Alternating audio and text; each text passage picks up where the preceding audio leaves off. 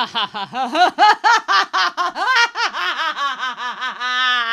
everybody, it's Romania Black. And my evil cackle is because we are not only doing one, we are doing 2 consecutive episodes to round off season 2 of Blue Lock. What are they going to do next year? What are they going to do in 2 years? Do 3 consecutive episodes? For season 3? No, I have a lot of feral energy. I had a family event on Saturday, and so it lasted all day. I didn't get home till like 9 o'clock, and I was gonna stay up and record last night, but I was like, no, one, I will be tired, and that will lead me to not give the ample time and credit due to this series to the final episode. So I'm like, I'm not gonna do that. I'm gonna just wait and then watch it this morning. And if it comes out a little bit later on Patreon, then that's what happens. And so here we are. So I have my coffee. I am set. I'm sure that after this episode set is over, I will be getting all of the Kool-Aid and drinking all of it. But we'll just have to wait and see on that. Anyway, I have a lot of comments to talk about before we start these episodes. And you may be wondering, well, how are we going to do these episodes? Well, the short answer is I don't know.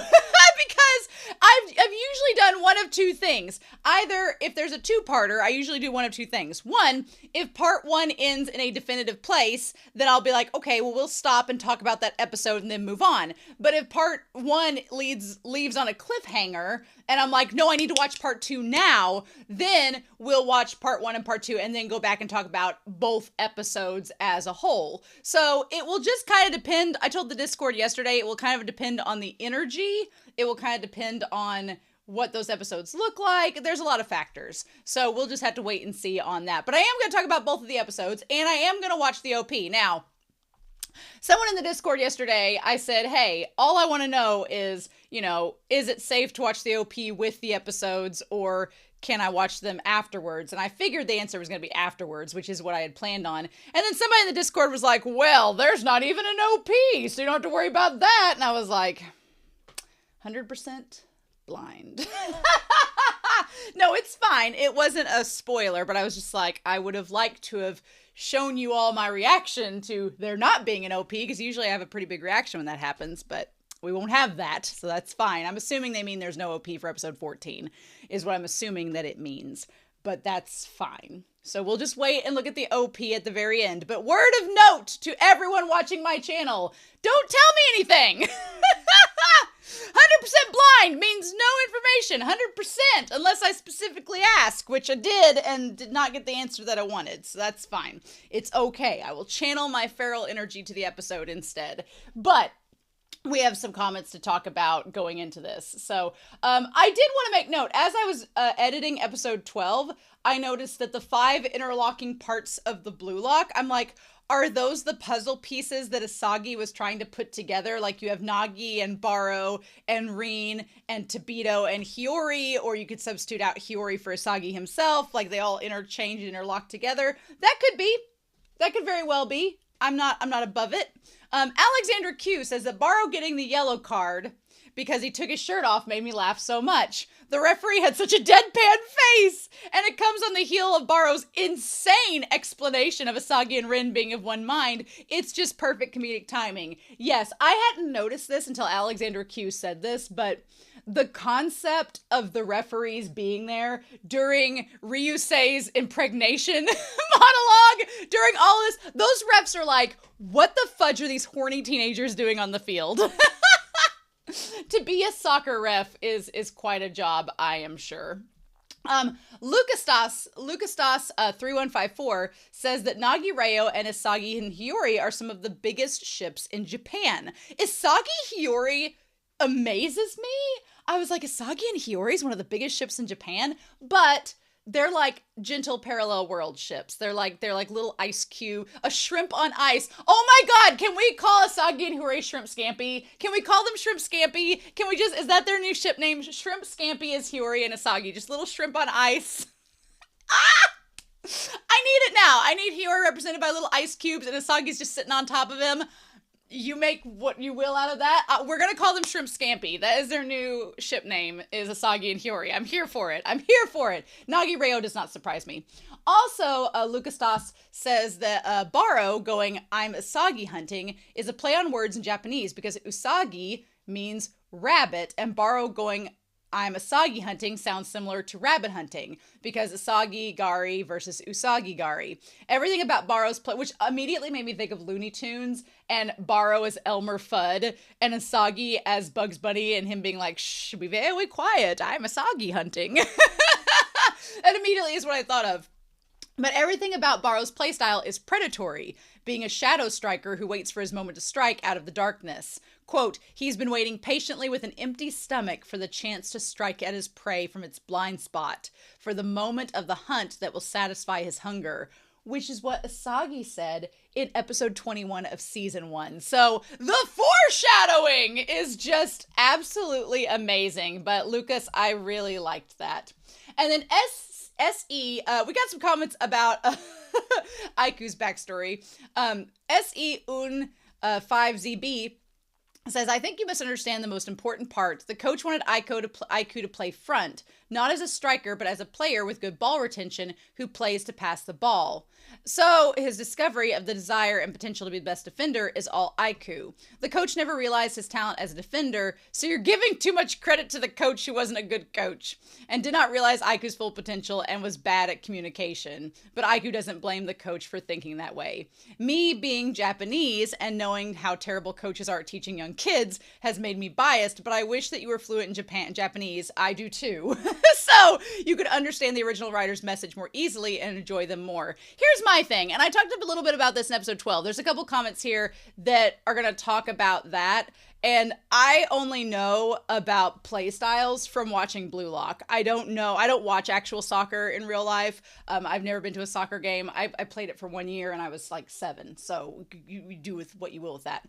But my thing is, my only criticism of Blue Lock as an entire series, my only criticism of it, and I talked about this last episode, is that with the exception of Ego, there are no good coaches. They're all stereotypical, using the kids, only thinking of themselves. They're bad examples, and it's almost it's exaggerated to an extreme because Blue Lock is exaggerated to an extreme, but I'm a coach. So as a coach myself, I know that unlike what Essie says, there are good coaches out there. I like to think I'm a decent coach. I work with 2 coaches that are very good at their job, and we care a lot about our students. And I know there are really good coaches out there. So when I watch Blue Lock that portrays every adult figure and coach as being like, it almost reads through a child's lens of adult authority figures are all evil and they don't care about us. It feels so hokey and childish and cartoonish for someone in their 30s watching that knows as a coach that is not the case. That is my one criticism of the series, that I'm like, but there are good coaches out there. Can we have at least one good coach, please? And in other sports anime, I wouldn't be as harsh on Blue Lock, but in Haikyuu, there are good coaches. In Ace of the Diamond, I think Ace of the Diamond has one of the best roster of diverse coaches in all of sports anime that I've seen. I think Ace of the Diamond has one of the best rosters. Now, Kuroko's Basketball, this is the spiritual successor of, then you have, I can understand if this is the spiritual successor to Kuroko's Basketball, why the coaches would all be portrayed this way, because Kuroko's Basketball does not have a good diverse set of coaches. They kind of do though, but they kind of do actually, never mind. No, they do. They just have some really terrible coaches that would size up with Blue Lock. But that's my only criticism. As far as sports anime go, I think Blue Lock has the least diverse set of coaches and the most stereotypical. And if I were to change Blue Lock in any way, I would improve that because it's not realistic and it gives a poor representation. But that's all I'm going to say about that anymore. It's disappointing for me as a coach to not see a good coach in this series, except for Ego. And that's saying something. But Anne says for Aiku's part, he was always playing striker, but it was more of an assisting style. And they say the coach never made him play defender. And so when the coach said Aiku could be the best striker, he did make sense since Aiku was playing striker all along. And he was playing as a very good one, just not the style that he wanted to play. And I talked about that in the episode. Strikers still assist, like how Sai assisted Rin before he went to Spain, and he was still a striker. Aiku changed his path to defender. It wasn't the coach's plan, but it was purely Aiku himself stopping to chase his dream as a striker. And we talked about that last week. And then Green Moth Applesauce says, I definitely let the show last episode. Oh, this part was kind of worded weird, but it says that Nagi has shipped Baro. Oh, Green Moth Applesauce. I'm going to get to your comment here in just a second because I want to go back to what Wim said about the whole thing with Aiku for episode 12, and then I'll jump back to Wim's comment. Young Aiku is wearing the number 9 jersey, which is usually given to the pure striker or center forward, who is often the highest scorer on the team. Who's number 9 normally with Blue Lock? Because it's not Isagi or Rin or Ryusei, and it wasn't. Baro was number 8, wasn't he? Who was number 9? I'll have to look. I'll have to look on when we get back to there. Maybe it's Nagi. Is Nagi number 9? Nagi being number 9 would make sense. The coach didn't change Aiku's position. He made him change his play style, and apparently talking about the difference between an assisting and scoring striker, which kind of makes sense. The name Aiku means an empty love, and Oliver means an ancestor's descendant. So his full name means an ancestor's descendant's empty love. And I interpret this as young Aiku not receiving love since he was pruned and wasn't allowed to blossom. And despite that, Aiku now wants to give his love to other strikers and encourage them to bloom, like when he said in his monologue at the end of the episode. Yeah, I really like his name meaning and what it ties to. I like that a lot. Wim also quoted this other reaction series called Aiken Reacts, which are 2 semi-professional soccer players, who said that when Aiku said, "And soon you'll notice all the flowers are identical," Aiken Reacts says, "This is football right now. Imagine if Messi was born in today's age. They'd suppress him and make sure you pass the ball and move, pass the ball and move. He would never be the guy that he is today. You're letting them have the freedom, and it all starts with the youth system. The youth system now, academies and all of that, they have patterns of play, and everyone's the same, and it's robotic." They also talked about how real Aiku's backstory is. "I know so many soccer players who have so much potential, but people don't see it as development anymore in the youth system. They see it as a need to win as a team, and it's not about developing the players." Aiku planted a new seed himself and a new dream to become the best defender in the world. And that made me think of Henri's speech in season 1, episode 2, about having the courage to dream a new dream. And Aiku proved that he did have the talent to become an amazing defender. So I'll go back to Wim's comments, but yeah, so I do like Aiku. Don't get me wrong. I like him and his story. Again, and I don't know the soccer world. I don't know what this is commentating on. I just know as a coach that I did feel kind of like, well, this is kind of preachy and womp against. It felt very stereotypical, which is out of the norm for Blue Lock, because Blue Lock usually subverts expectations and goes beyond what I expect from an episode. And that whole thing with Aiku's backstory and the coach, I was like, well, this is like, I've seen it so many times in sports anime that it didn't feel fresh. It just felt like, oh, I've seen this story in a sports anime. Oh, the coach was bad and blah, blah, blah. And you've overcome the coach's thing, blah, blah, blah, and made your own destiny. Like, I've seen it so many times in a sports anime that I was just hoping that his backstory would be fresher. It's still good. I don't not like it. But I just, as a coach, was like, that's all we get? And so that was my thoughts about it. Green Moth Applesauce says Nagi has shipped Baro and Toki as a gorilla back in season 1, which is funny with the additional time for episode 12. Yes, I forgot that, Green Moth Applesauce. And so yeah, Nagi is just out here creating fan fiction with Isagi and Hiyori and shipping Baro and Toki, and it's kind of hilarious. Green Moth also says, is Sai concerned because Rin wasn't scouted at a young age like he was? Well, here's my thing. We only have 2 episodes left. So at some point, we're going to have a confrontation between Rin and Sai, and we haven't gotten everything from Sai's perspective, so I feel like that's going to happen either this episode or episode 14.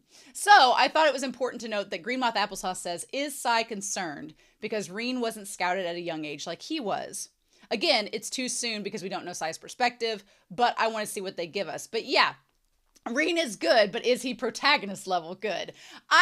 They were talking about in their comment how Sai might have been concerned because he was scouted at such a young age and Rin wasn't. So does that mean that Rin's not as good as Sai or doesn't have the same potential? Again, I'd like to think Blue Lock is a little more nuanced and complicated just because not everyone is going to get scouted at age 14. it's just not happening. I can see where Sai would be concerned about that because that's all he knows, and he thinks that being scouted at this specific age frame means success, but we as the audience know from real life examples that that's not always the case. So I don't know. I think that's being a little naive on Sai's part to assume that, but we'll see what we get. And then Whim, their comments, they have a lot, so I'm gonna, I know I'm talking so long, it's gonna be like another 5 minutes, humor me. About episode 11's Big Bang Drive. The innuendo's great, and I love the space theme, like with Nagi. The Big Bang Theory is about creation of the universe, and I think that that idea of creation can be related to Ryusei saying that scoring is fertilization and soccer is life-sustaining. It contrasts with Nagi's black hole trap move and his skull motif and aura, so you could associate Ryusei with life and Nagi with death. I love that. And then you have Ryo and Sai on the other ends of it. That's so cool. I love that. I love that symbolism. I love that motif. That's really cool. That's a great contrast, especially because of Ryusei and Nagi's personalities and how they're different. Love it. I love the use of the low camera angle to show the starry night when Ryusei talks about freedom. The infinite number of stars in the night sky represents the infinite number of possibilities. When Sai received the ball mid-air and the lights were shining on him, to me, it felt like Shido had found his North Star in Sai, the guide to his explosion. Oh, don't tempt me with a good time with that shipping.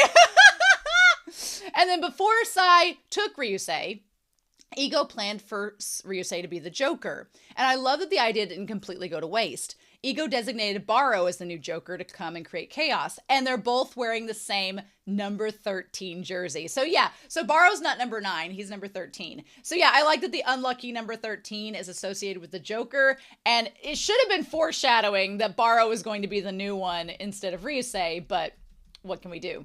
And then for episode 12, Whim says, Ryo copying Nagi's move. My heart was so full and happy.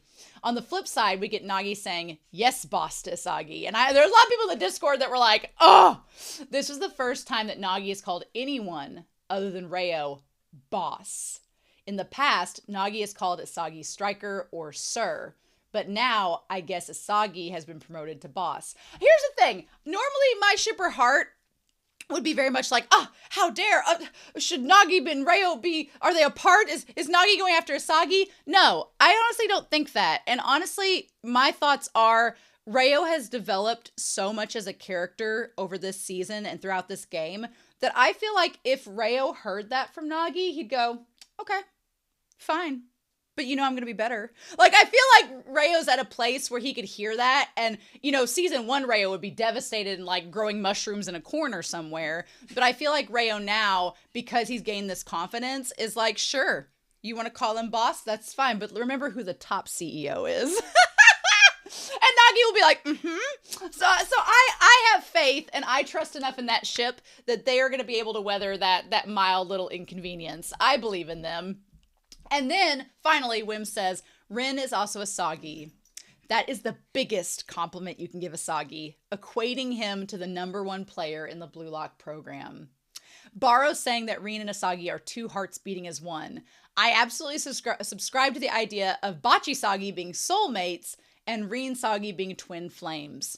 Bachisagi are 2 souls destined to be together. Rin Sagi are 1 soul split into 2 bodies. Shut up.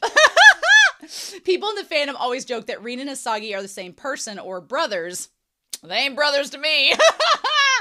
Maybe sworn brothers. And I love that a character in canon pointed out how similar and in sync they are. Look, I ship Rin Sagi, so if you want to call them brothers, sure. But I've seen what those brothers are like, and that's not Rin Sagi. I definitely like the idea of Rin Sagi being this like sexual romantic flame and Bachisagi being like platonic soulmates. I would think that you could have Bachisagi more like Eiji and Ash from Banana Fish. You could go that route with them. And then Rin Sagi, it's a little bit more sexual and flirtatious and I can ship them both. Can I ship them both? I think I can ship them both. But yeah. Oh my gosh. I know I've talked for 20 minutes, but I'm super freaking excited about this series, and I'm going to get these 2 episodes ready side by side so that if needed, we can go straight from one to the other and then come back and talk about them. But y'all, I am so excited. I cannot explain to you how excited I am. Now, if the OP is in this first episode, I can't watch it, but we're gonna talk about these episodes, but y'all, thank you so much for the comments. I definitely will keep reading the comments. I know I have the light novels to eventually get to, and my dogs are gonna be hopefully good for me. But I still have the light novels to get through at some point later this spring. So any comments that I get from Patreon and YouTube about these last 2 episodes will probably go over to that. So let's just dive into episode 13 and see what we get, shall we? We're going to start episode 13 and maybe 14 of Blue Lock. And we're going to do that here in 3, 2, 1, and let's go. Oh my god. Y'all, I cannot tell you how excited I am for this episode set. If they immediately start with the OP, I'll be like, okay, fine. Oh, Rin! Look at him. Like the music. Oh. I like Barrow's the idiot. Oh. Oh, we're not happy about that, are we? Ah! Oh. He's so undead. And meanwhile, Isagi thinks that Rin's the core. Shut up, you two. Yeah. Oh my god, you two. You both think that each other are the center of the universe? Shut up. Oh. Yeah, I don't think you're going to reproduce that. Yep. Oh my god. Oh my god. Yes. Oh my god. I love that Rin and Isagi are coming at this from very different angles.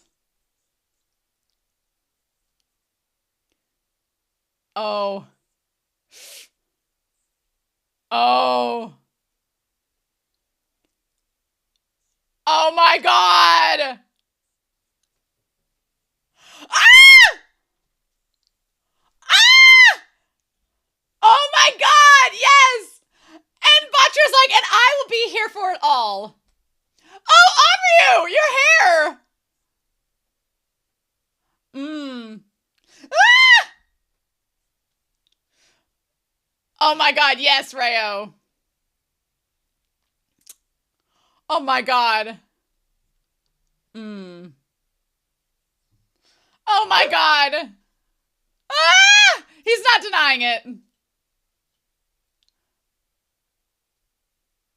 Oh my god. Stuff, huh? Oh my god. Yep. Okay. All right. Fair enough. Not alone. Uh-huh. Oh my god. That shot of Rin and Isagi might as well be the thumbnail.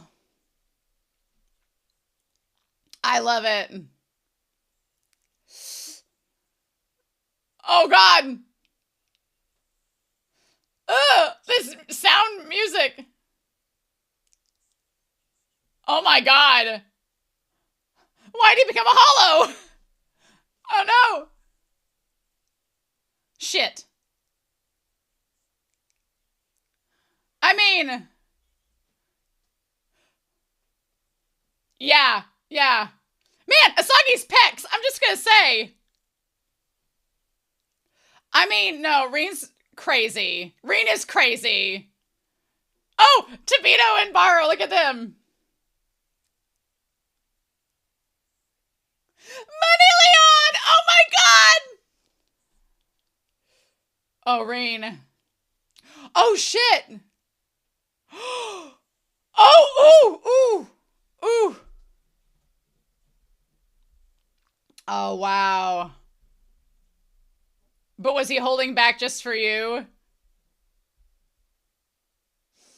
Oh.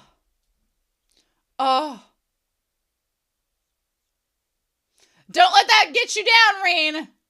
Don't let you get you. You're having a moment like Isagi last episode. Don't let you get that down. Come on. Lukewarm Tragedy is their band name. Oh my god. Yeah. Yeah.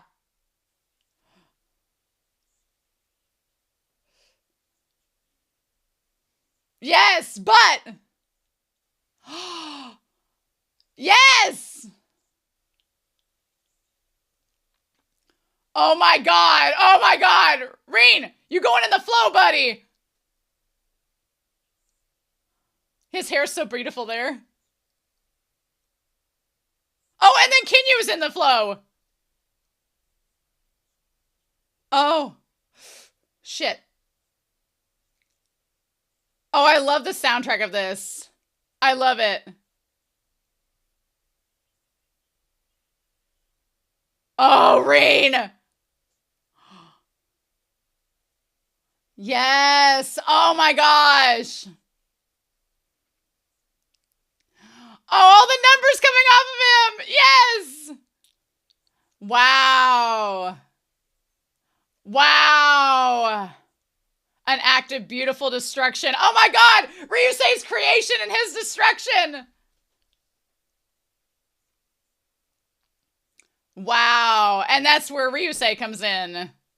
An incalculable egoist. Yep. Yep. Yep.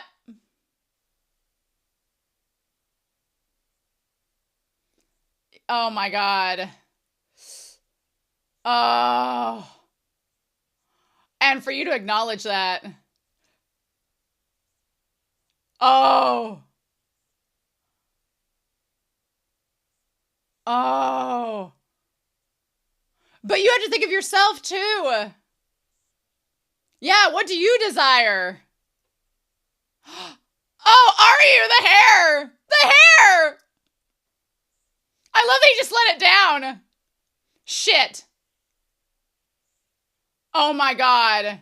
With the damn wings. Oh my god. Oh. Well, don't be so sure. Oh!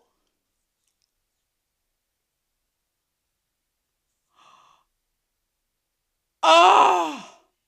Oh! Oh! Shit! Oh! Oh! Rin! Oh, Rin! Oh! Oh, Yuri! Are you feeling dizzy? Oh my god!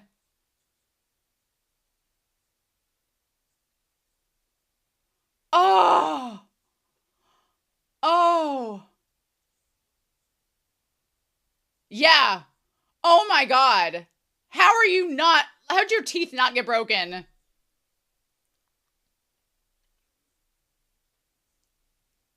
Yeah. He was just focused on stopping the goal. Oh, uh-huh. Oh my god.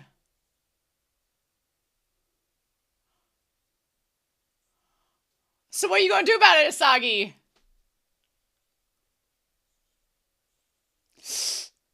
Oh my god, the little chain, the puzzle pieces! Oh. Ah! Get you some! Oh my god.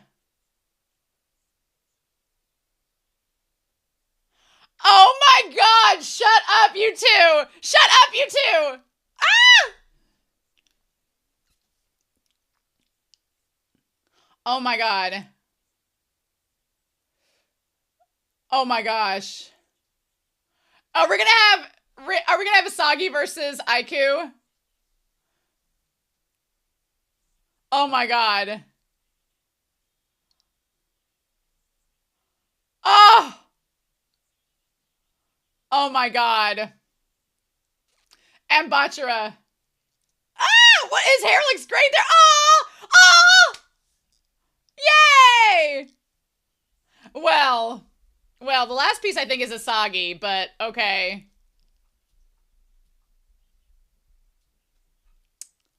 Mm-hmm. I'm sure. Yeah, exactly. Ah! Good. Oh my god. I mean, he did just get kicked in the face. Wow. And there's the 5 of them to make the interlocking pieces. Okay.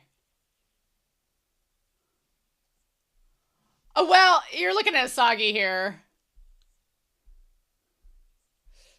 Ah! Oh my god, Baro. If your scoring accuracy was just a little bit better, I'd feel better about it. Yeah, exactly. Ah! Okay. Oh my god. Yeah! Yeah! Oh my god. Oh! Yes! Oh! Damn! Other than Aiku and Sendo and Ryusei and Sai, the rest of them are just there. Oh, you're gonna tag team me? No, bitch. Only 2 people get to do that. And you're not them!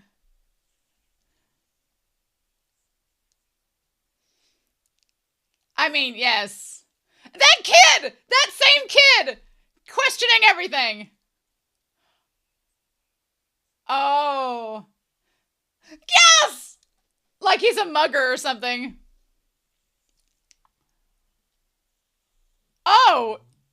NPCs, huh? Oh. Well, true. But I mean, Batra is also more of a team player than you would expect. Oh! Oh!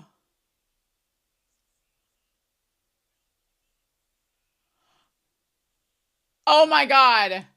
Oh my god! Oh, Batra! Oh! Oh, is this him? No, damn it, son of a bitch! Every time! Batra was getting in the flow, bitch! Oh, Sendo!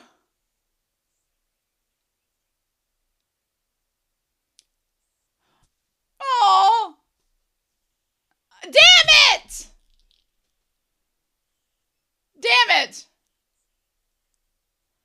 Oh! Damn it!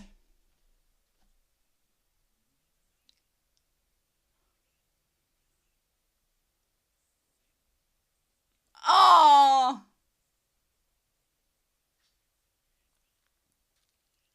Oh! Dum-dums! Oh my god.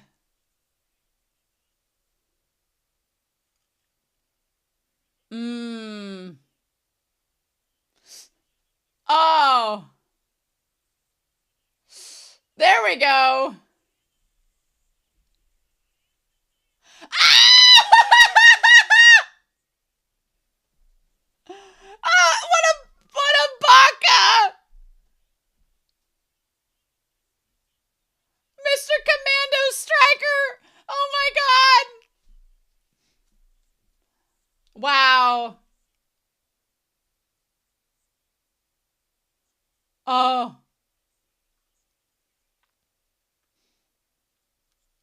Yeah. Oh my god. Okay, good. So that does establish Geen went with the flow. Yes, good. Good on ya. Good. Oh, and then there's Sai. Oh, of course, there goes Ryusei. Oh. Oh. Shit. Shit. Shit. Shit.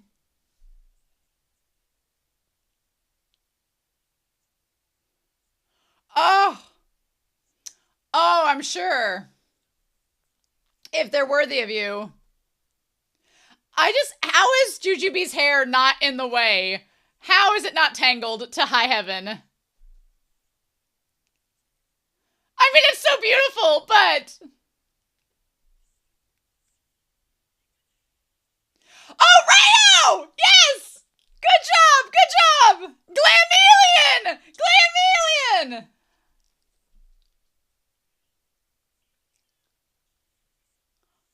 Oh! Oh, good! Oh, no! Concussions on Blue Lock all over the place. Gain's eyes are like a big cat's. Oh, bitch, no! Damn. Damn. Oh, no! Son of a bitch! Son of a bitch! Oh! Oh! Shit! Oh, Gain! Oh, oh! Yeah! Good job, Rin! Good job, Rin! Oh! Oh! Mr. Uppity's little bro. Sai's like, oh, well. These two guys! They've ditched... Oh, Ego's eyes are so wide. Oh, my God! Oh, poor Rin. He's like...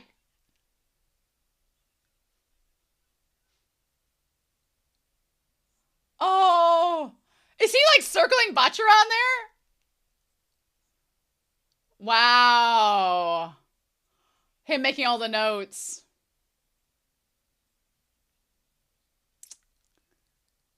I mean, a whole field of them, honestly. 5 minutes left? Oh my God. What? Oh my God.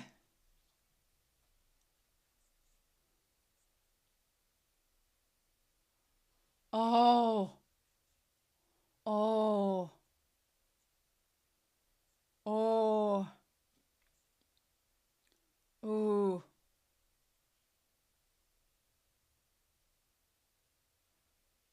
Mm-hmm. But, I mean, it's not game over. You can still go till the end. Do you have to do it alone? Do you have to do it alone? You have a whole team there.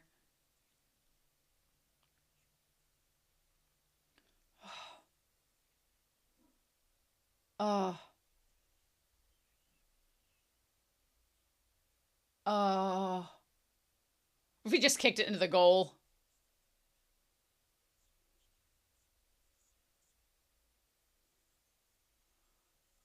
Oh.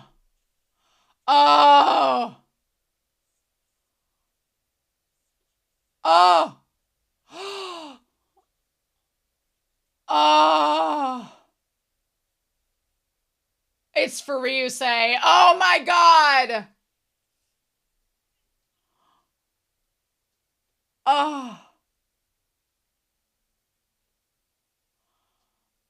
No, why y'all cutting each other off? Oh my God. Oh my God. Yeah. Oh. Oh. Oh. Oh, wow. Oh my God. Rin's blind spot. Wow. Wow. Hiri! Yeah!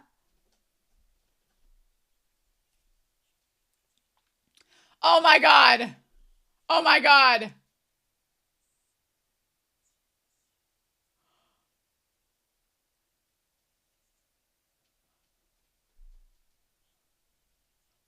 Oh my God.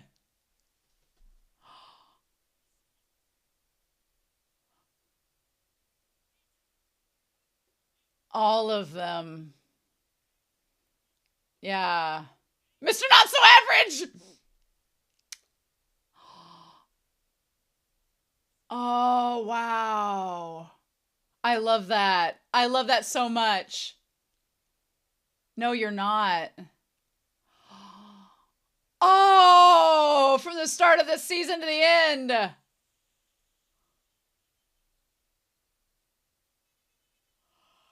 Oh my god, what the fudge? What the fudge? Oh my god, what?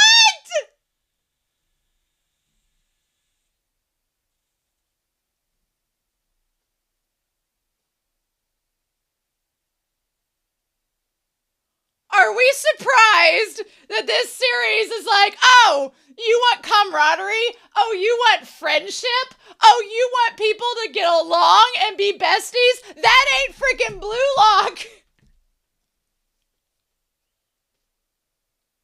Oh, Rin. Oh, sweetheart.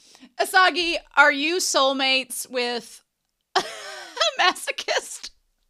Are you in love with someone who's just going to try to kill you? Are you in love with a psychopath? You might be in love with a psychopath. You might be in love with a psychopath. Oh my god. I mean, Ryusei's accepted it, and he is totally fine with it, but oh my god. We need the Bachira Isagi fluff to balance out the fact that Rin might be a cannibal and may want to eat Isagi.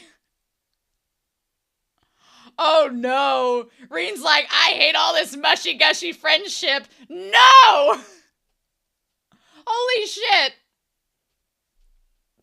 Oh no. He snapped, y'all. He snapped. It's like the whole pinwheel just... Oh my god. Rin, honey. Oh, Rin, honey. No, no. I mean, I was here for the camaraderie, but I'm sticking for the masochism. Oh! We're gonna have to stop and talk about this episode. Oh. Oh my god.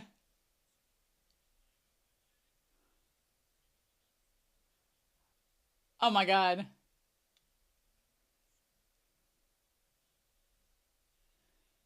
Oh my god. Ah! Oh god! My face is scary! Oh. Fake star player!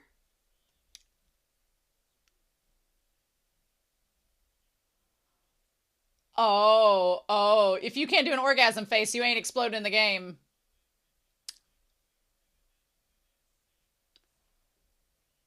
Right, exactly. How are you gonna date a Hollywood actress if you can't? Right. Right, exactly. Good look at you, Aiku, thinking logically. Oh. Oh my god. Wow. Why does she look like Corona? If I must! I wish we could see size.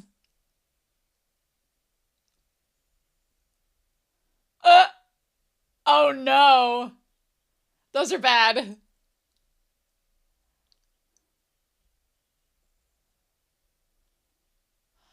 look at them! Wow. Oh my god. Well, no, we're gonna have to go back and talk about this episode, honestly, before we go into episode 14. The great thing about Blue Lock is that there's usually so much per episode, you really can't skip and go to the next one without stopping and talking about it. So I want to talk about this episode. I've already sweat through this. Oh my god. I want to talk about this episode before we start episode 14. And when I do like the link down below, that's the PIP reaction, I'll just combine them both together. So you can watch the PIP for 13 and 14 together, come back in between and do the discussion here. But yeah, so Rin's like, camaraderie, friendship, lovey-dovey shit. No! Honestly, in any other series, it would be weird and would not fit the brief. But with Blue Lock, you almost kind of expect that idea of lovey-dovey camaraderie to not work, because the whole point is that they keep getting stronger and they play off other people and make themselves stronger. I mean, they're egoists. It's all about themselves, and it's about them being the best version of themselves. And for Rin, being on par with everyone is not the best version of himself. He's like, where's my season 1 self that was better than everybody? Now everybody's on the same level with me? That's not gonna work. So, and then I love that he looks at Isagi and he's like, it's your fault. And Asagi's like, what? The concept of Rin and Isagi devouring each other like this is chew or something is just amazing. So I was really surprised. I thought that we would get Sai perspective in this episode. We did not, so I'm wondering if we're going to get that in episode 14, or if they're just going to save that for season 3, or what we're going to do with that. But Rin's whole thing, we're going to put Rin up here and have him up here in the corner.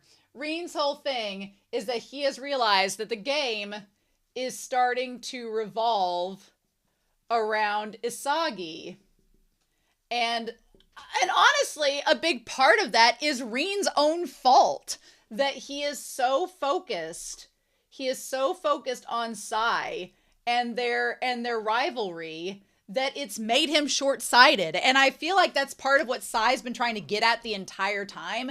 He's like, look, because you're focused on us being brothers and what each of us should be doing in relation to the other, it is limiting you and holding you back. You are so focused on me, it's creating a blind spot, and Isagi has noticed that, and he's using it for himself. So Sai's kind of like, this whole time being like, until you can get past the fact that we're brothers and focus on yourself more than just me and you, then you're going to be limited, and you're never going to get to the level that you have the potential to attain, because that's just not how it's going to work out. And so I love that. I love that he's just kind of like, I love the grinding. The sound effects in this episode were amazing. The grinding of the teeth, where he's like, I'm not going to let him gobble it all up. It's my goal. And then meanwhile, unsuspecting Asagi's over here like, I got to just get a goal. He has no clue what Rin is thinking. And he's like, and what's funny is over here with Isagi, he's talking about how, I love that he's like, Rin is this guiding light. And I love that. Honestly, it makes me think that you have, Barrow's over here being like, I have to devour Isagi, and my whole playstyle depends upon that. And Rin and Isagi kind of feel like a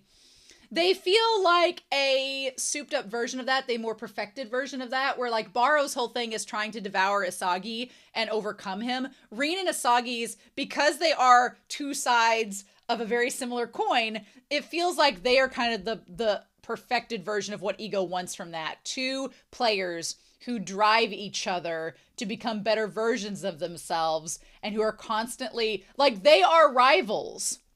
Isagi and Rin are rivals. They are constantly trying to not only best each other, but do it in a way that allows them both to score. But it's kind of weird because there's this symbiotic relationship that develops between them where they're constantly pushing and pulling back and forth from each other to make each other better, but also to benefit the team without knowing that they're benefiting the team. It's great.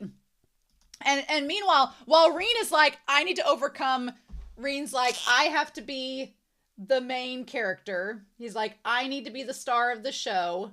He's like, I have to be the star player and the best out on the field, but also I need to find a way to outdo my brother Sai. Meanwhile, Isagi is like, I need to find a way to get this original trance to form like a staple move. He's like, what we did with Barrow, we can't replicate that. That was a one-time deal. It's only going to work that one time. If we think we're going to replicate that, that's not going to work. And that shows a lot of growth for Isagi, because back in season 1, Isagi was like, oh, this move worked. Let's just do that move again. And you can't do that because soccer's not like that. You can't be predictable. The moment you're predictable, someone else is going to overcome that, create a new play, get around that. So that's not going to work. So he's like, we need to find a way that we can create like an interplay system where we have an original trance thing that can kind of offshoot into different directions depending on the circumstance and still have a lot of variety to it. He's like, it's difficult, but if we do it, we win. And it's like, okay, well, meanwhile, Rin is like, well, I'm going to score the next goal. And Isagi's like, I'm going to score the next goal. And he's like, I'm going to outdo myself. I like the idea that Rin's whole thing is, I'm going to score. And Isagi is like, I'm going to outdo myself. They're both after similar things. And they're both have decided that they're just going to devour each other. Now, devouring each other, does that also reference the fact that they're, you know, gonna eat each other out?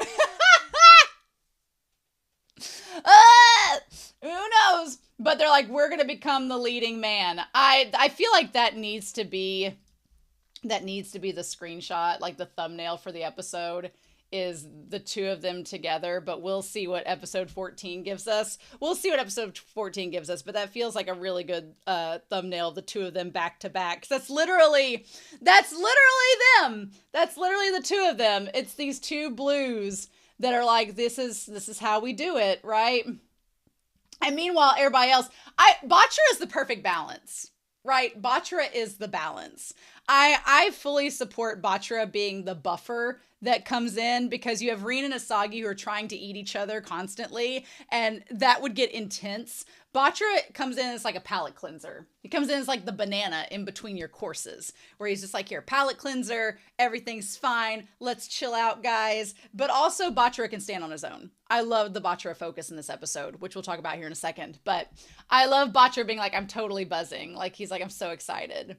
Meanwhile, Nagi's like, okay, fine, let's go. And Reo is like, yes, let's go. How is Onryu?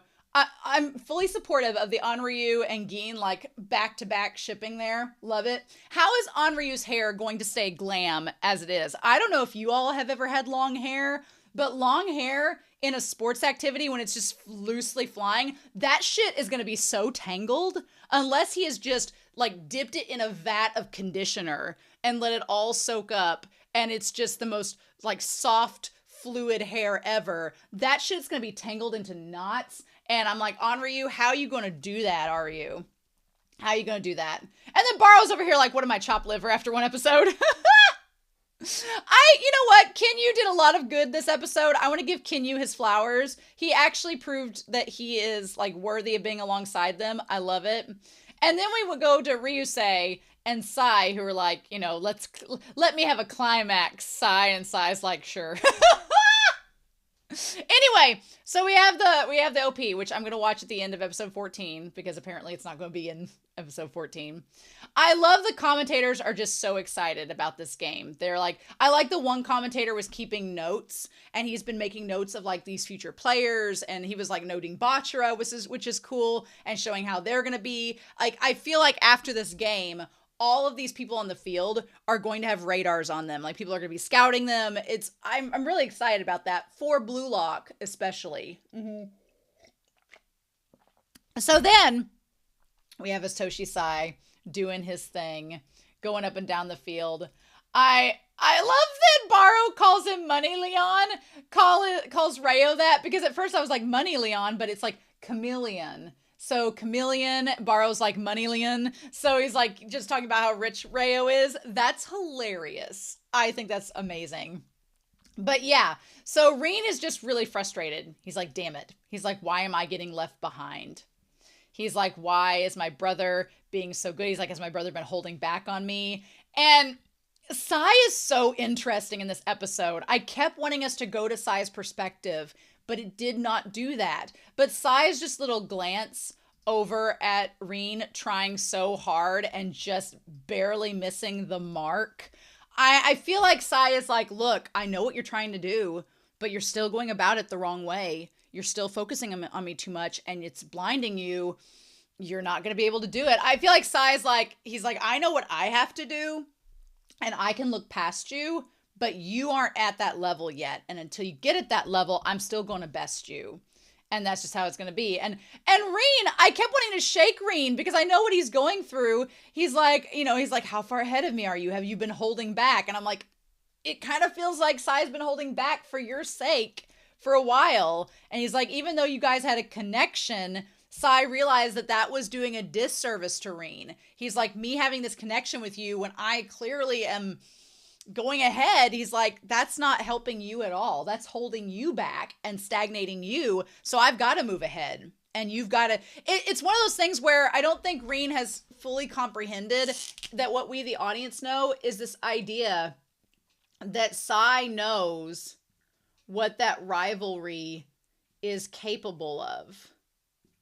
Right? Like this whole thing up here, Rin and Isagi helping each other to devour each other, like they don't have brotherly love. They ain't, whenever that comment said that some people view Rin and Isagi as brothers, I was like, no, because that's the whole thing with Sai and Rin. No, they don't view each other as brothers. They want to devour each other and murder each other on the field. Like, they have a rivalry.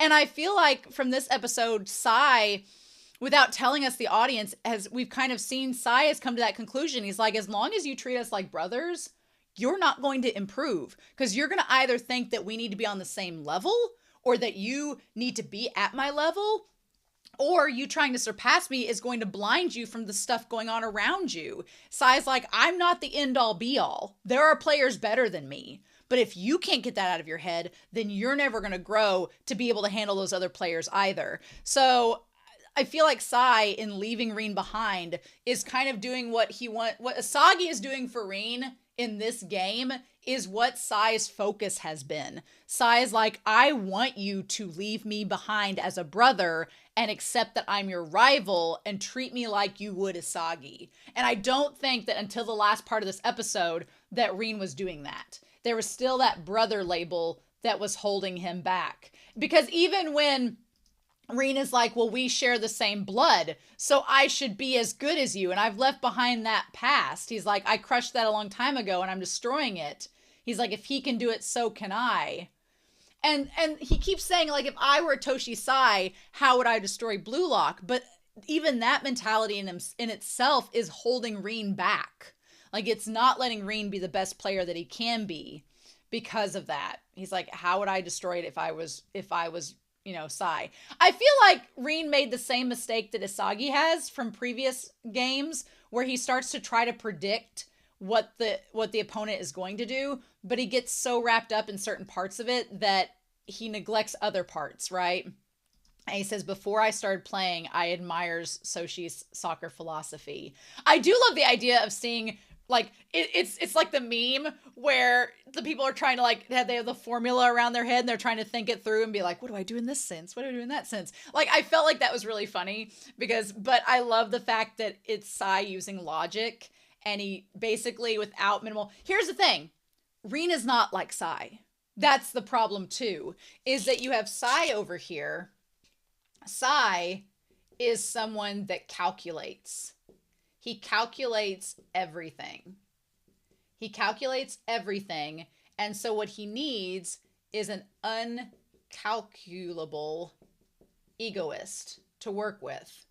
He's like, he calculates everything, so he needs something to balance him and be someone that is unpredictable, that he can rely on to be able, because Sai is a lot like Isagi in the sense that he calculates so much, right? He calculates everything. And Isagi calculates everything. Like, they're very similar in that regard, right? And so what Isagi needs and what Sai needs are egoists to work with that challenge what they calculate and make them have to think up new things all the time. So, like, Isagi, his whole thing is that he needs creativity around Isagi to make him, like, try to piece together the puzzle in new ways and figure out ways it can't be predictable. Because once you are predictable in soccer, it's over. Like, predictability in soccer is like an instant killer. And so Isagi needs to constantly be challenged with new plays, new players, and new things. Isagi needs a constant new buffet to eat on a daily basis. And Sai is very similar.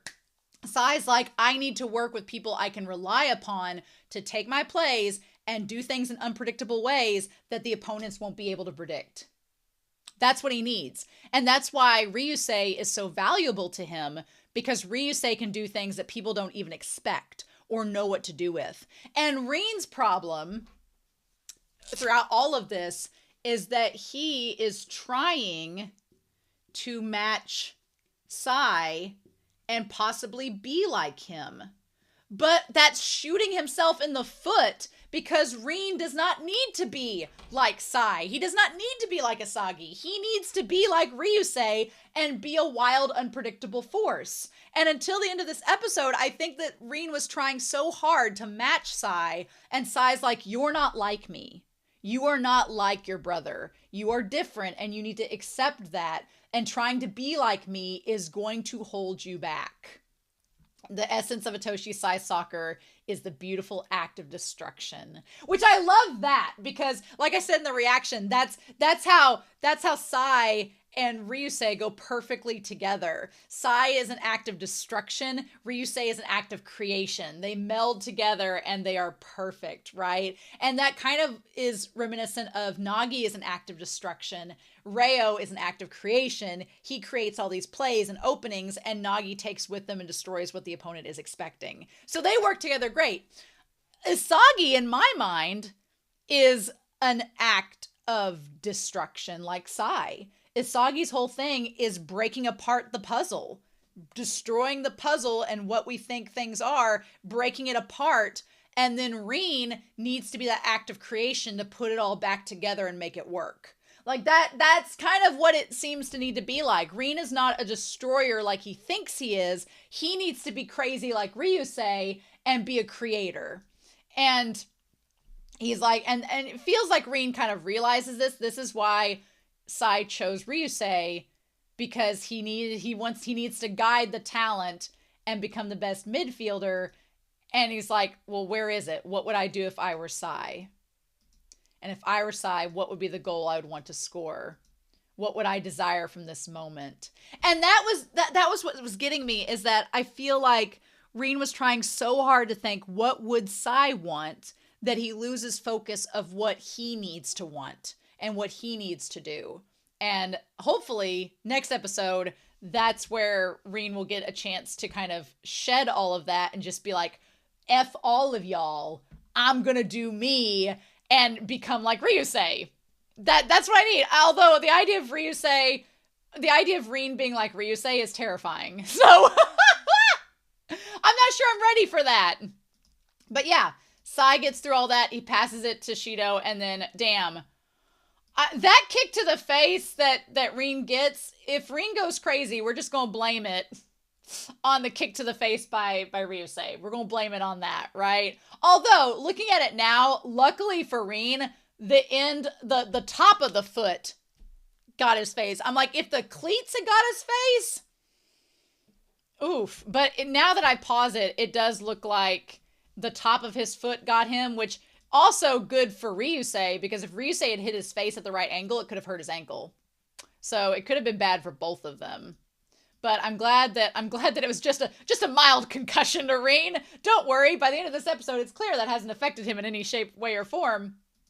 Also, I love the idea that Hiyori comes. Hiyori was such an assist in this episode. I want to first and foremost apologize to all of the Shrimp Scampi fans, to all of the Ice Cube fans, to all the Elsa fans out there, that when I said Hiyori was a throwaway character that wouldn't make it past the third selection, that he was useless, you all probably were like, how dare you, ma'am? I want to apologize to all of you.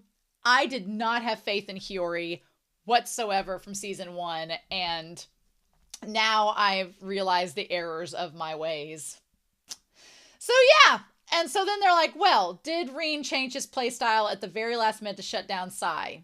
Yeah, because it's not, and that's kind of what Isagi is like, oh, he calls Rin incredible in that moment, that we've each tried to enter the flow, and as a result, the level of the game has gone up, and then in response to Sai raising the bar, Rin has tried to match that, but Rin's becoming someone who could kill Itoshi Sai. And I like that Isagi's like, well, Rin's changing, I should change too. I do think it's interesting that Rin was self-sacrificial in that moment, because that seems out of character for Rin. But Reo breaks us back into the game. Reo's whole thing about the train metaphor being like, departing from Mikage Reo Station via Nagi Seishiro, I was like, if he had said departing from Mikage Reo and entering Nagi Seishiro, I was like, but he didn't say that. Didn't say that. Although I'm like, the train metaphor and Nagi being like, yay. I love them so much. They're such an OTP. Great job. I also want to apologize because I didn't give the players of the U20 any credit, saying they were all garbage. And then they started picking up their game, especially Sendo, as the game picks up, which good for them. I still think other than Sendo, Aiku, Rin, or Sai, and Ryusei, the other players are fine. They're fine. But they don't get nearly the attention that those four do.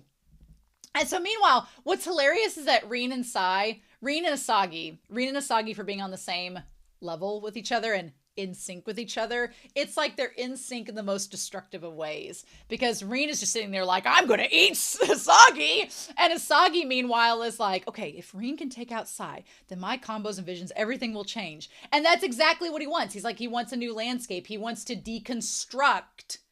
And then again, saying starting with Rin, everything will be reborn. Just like Ryusei creates from Sai's destruction, Isagi wants Rin to create from his deconstruction. And I'm like, yes, please, give us this connection. And he's like, imagine it. Imagine an attack that only we can create. I love it. And then Bachar comes in, he's like, I'll help you with whatever you need. And Isagi's like, good. Glad to have a monster that's my friend on the field.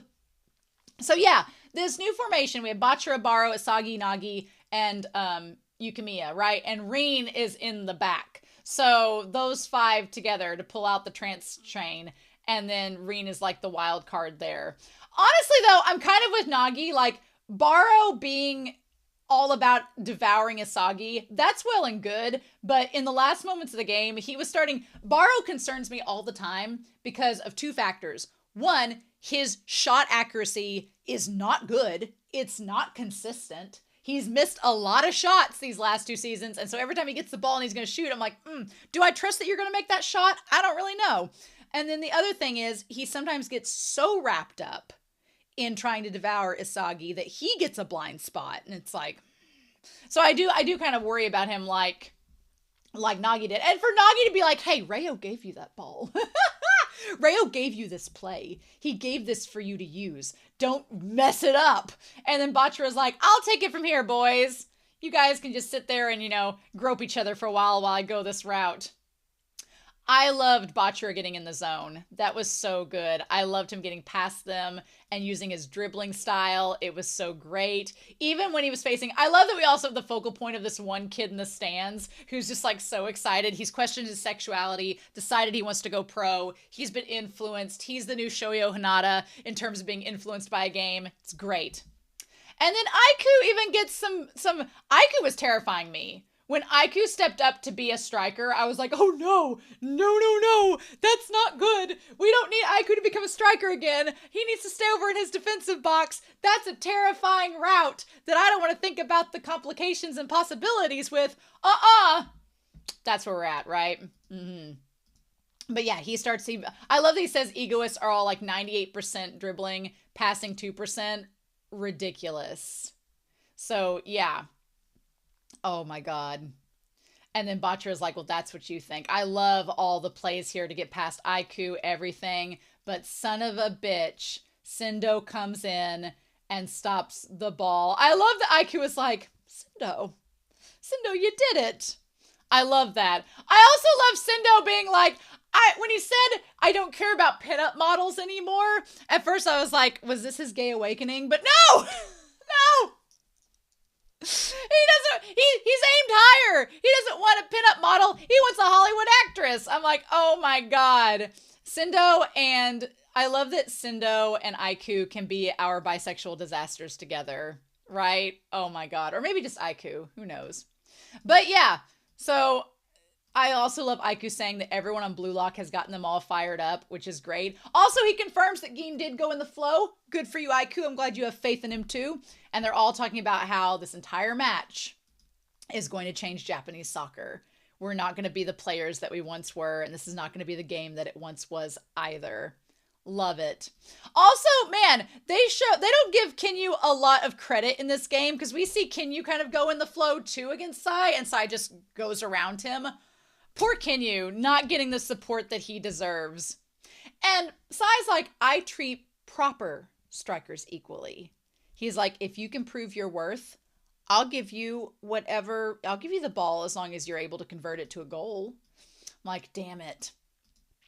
So yeah, they get the ball past them, and then Reo and them come in, and then Sai goes to score, but who shows up? Isagi being like, I got my eye on you. I think that's why Isagi has a little bit more of an edge over Rin in this game, because he doesn't have the brotherly dilemma fogging his mind. He's just like, nope, stop the goal. Do whatever we can. And Rin's just not quite there yet, but I think he will be next week. Or next episode. We're not waiting till next week, thank God. But yeah, he takes it over to Aiku. That part was terrifying. And Aiku's face as he goes to score was terrifying. Him trying to score there and Gin being like, son of a bitch. And luckily, Rin stopped it. Thank God. But his face when Rin blocks the ball, that was a terrifying face. Nope, Mr. Uppity. And he's like, I'm Mr. Uppity's little brother. I love that it was like a backhanded compliment. Yeah, I love that this game is just like the manager for the Japan League. He's pissed. The two guys that were once against each other, they're arm in arm. Their beers are gone. They're just cheering at this point. The one shot that stands out to me is Ego. Henri is terrified. She has no clue what's going to happen. Ego's eyes are like a freaking owl's, focused on what's going to happen, and he is saying no words. Ego's like wide eye, you can see like the whites of his eyes going above his glasses. He's so zeroed in on this game. That look is insane to me. And then yeah, poor Hiyori double checking and helping Rin up. And yeah, everybody there. I love this one guy. He has Bachira's picture circled and it says super promising. Love. And then he has just like all of these little details. Blue Lock is so strong. It feels like a hero is about to be born. I feel like a lot of heroes are about to be born after this game. There's 5 minutes left though, y'all. 5 minutes left. Insane. So yeah, Rin is like, okay, I can see and feel where the danger is by aligning my thoughts with his.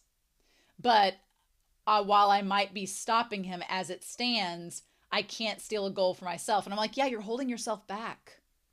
And he's like, is that what I want? It's like, am I good with just stopping Sai, or am I leaving myself behind? But then whenever Rin was like, oh, I have to defend or we'll lose the match. And it's like, yeah, you got to defend maybe, but you're letting behind the whole point of Blue Lock, which is to score the damn goal. You can't worry about whether they're going to score the goal now and it's game over. You can't get into that trap. You can't get into future trapping where you think, oh, if they do this, it's over. You got to just be in the moment and be present. And Rin is convinced he has to do it alone.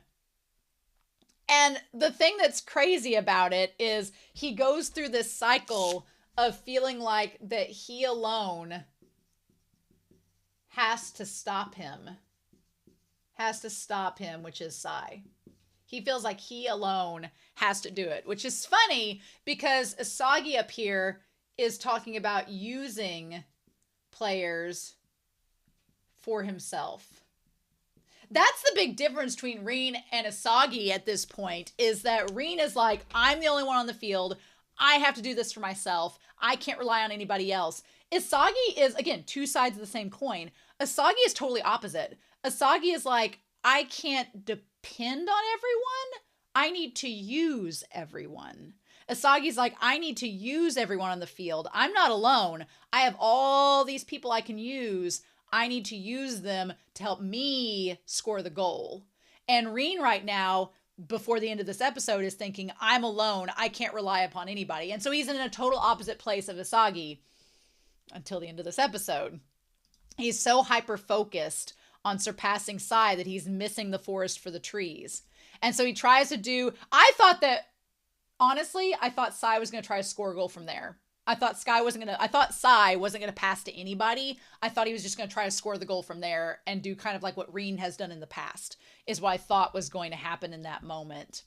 But he goes over and passes the ball, and then Rin gets blocked with Aiku. It goes past him over to Ryusei. Ryusei's going to use this dragon header move, and he's like, I still can't beat my brother. And that's when Isagi comes in with his hollow eyes. He's like, I've got it. He's like, I figured out what to do. He's like, I knew that Rin was over with Aiku. I'll go over to Ryusei, and my reflexes told me here, and I could see it because I can link up with Rin, and we can tackle them both at the same time. This is Rin's blind spot, and this is where I can come in. And then Hiyori's like, let's wrap this up, Blue Lock. And then, man, also seeing like Asagi's pecs and everything this episode, like, good for him. But when he sees Isagi running past him, I'm like, oh no. He's like, you're getting in my way. You won't even let me, like, whenever Rin was like, you won't even let me lose. I was like, oh shit. Like, he views Isagi as insulting him. And he's like, I want to fight alone. And that's the thing. He's like, I want to be alone and Isagi won't let me. And he's like, but Isagi. He's like, no, everybody. He's like, Blue Lock is keeping up with my play. Uh-huh. I love that. I want to get a picture of that, of Rin. I love him with the collage of all of them behind him. That might be the thumbnail too. But the collage of all of them, where he starts to see the little toy get pushed back together. Everybody looks great in that collage, by the way. But yeah, he's like, am I not alone? What is this? And so we see the dragon get pushed back together. Okay. That was together of him not being alone, that he's on the field with these other players, right? Which is what Isagi has figured out. Here's the thing. Ryusei has a whole motif of being a dragon, right? Rin, if he's going to be like Ryusei and be this creation generator, then he's kind of a dragon too. 2 dragons. Double dragon. Why not? But yeah, in that moment, I love that we get the toy and we think, aw, he's not alone. Camaraderie. No, bitch. It all warps. It all warps and mutates. And then there's static and all of this like evolution. And he's like, no. And his eyes are like freaking pinwheels. What the fudge? Nope. And he's pissed. And he's like, it makes me want to puke. He's like, no. Oh my God. And then he sees Isagi and he's like, I'll mangle you. I love it that he's like, no, I'm not going to work with you. I want to subjugate you. How dare you? Oh my God. And I'm like, Isagi is just over here, this innocent shrimp, just trying to do his thing. Like, what the fudge? No, the thing that Rin has realized is that he knows he is not alone. He knows now that he is not alone on the field, but he wants to subjugate and use the players for himself, like what Isagi's been doing this whole time. So it could be that we're about to have Rin try to do exactly what Isagi is doing, and that's going to create this back and forth between them. They're going to be locked in an epic battle until the end of time. Isagi and Rin constantly trying to devour and subjugate each other. That's what it's going to be. And I'm so excited about that. I want that to happen, but I'm terrified at what Rin's conclusion is going to be and how this is going to go. So, anyway, then we have the additional time for this episode. And it's basically, I love Ryusei and Aiku. I like Ryusei and Aiku getting to play together, like getting to make funny faces, and Aiku being a sport. I like that Aiku is a sport, and he doesn't just, dismiss Ryusei, because I could see a lot of people like Sendo dismissing Ryusei because he's the antenna creepy bug guy, and they're both like, no, it's fine. But I appreciate that. I appreciate that Aiku is willing to play along, and then they try to get Sendo to play along, and his faces are not nearly as funny as theirs, but he thinks that they are. Hilarious. But you gotta like Sendo. I do love the shot of when Ryusei is like getting the photo of him and Aiku's on his shoulder, and they're like, oh, we got this for the tabloids. super cute, but oh my god, y'all. Well, um, y'all ready for episode 14? I'm not. But I guess we're gonna see what happens, aren't we? Well, we're ready to go, aren't we? Ah! All right, we're gonna start episode 14 of Blue Lock season 2, and we're gonna do that here in 3, 2, 1, and I'll see y'all on the other side. Oh, turn that on.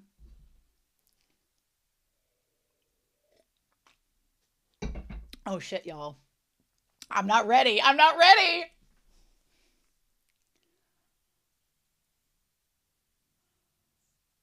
Oh my god.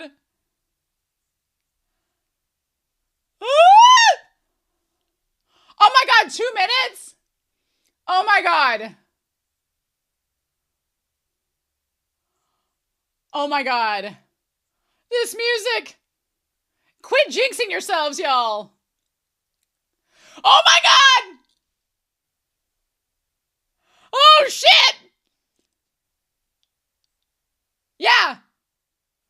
Oh my god. Oh yeah. Yes. Yes. Exactly. Yes. Yes.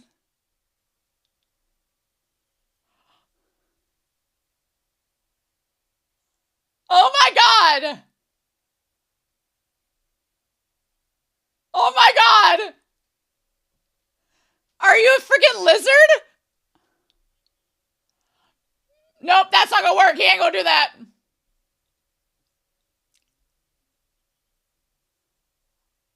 Oh my god. No, I don't.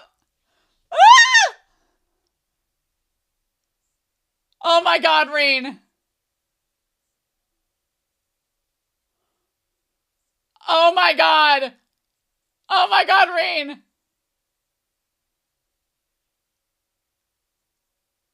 Yeah, no. Rin's gone crazy, y'all. I love this red glow. Oh. Oh my god. Oh my god. He's like Ryusei.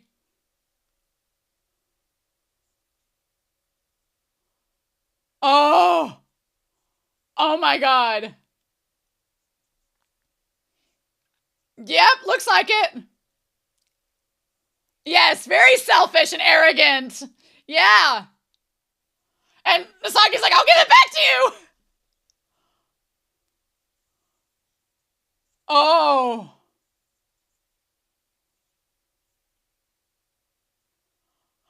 Oh my god. Oh my god. I don't know how I feel about Rin being this crazy.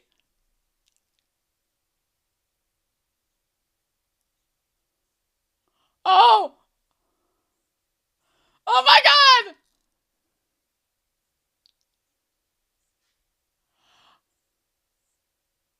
Oh my god. Oh shit. Oh. Oh my god. Oh. Oh. Oh shit.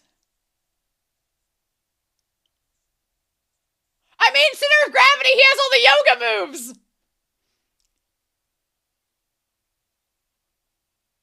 Wow. Yeah. I mean, that seems about right from what we've known of Rin. Yeah, oh my god, Ego's eyes. A madman. What are you gonna do about it, Isagi? Yes! Beautiful destruction. Yes!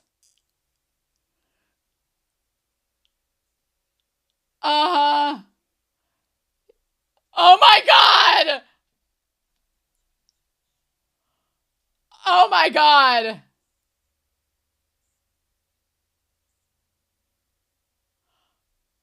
Oh my god.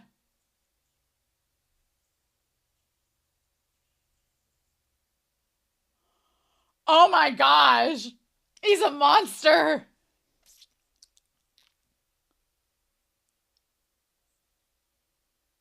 Yeah. Oh my god.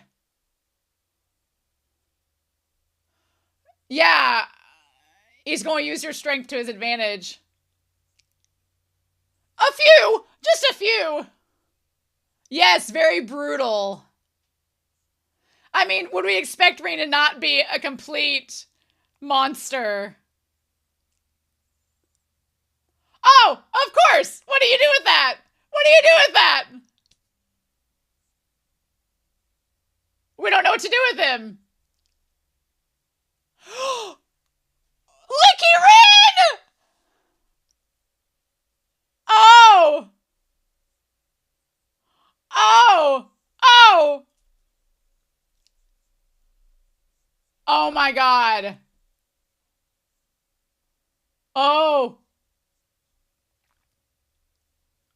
Okay. Gamble it. Gamble it. Why not?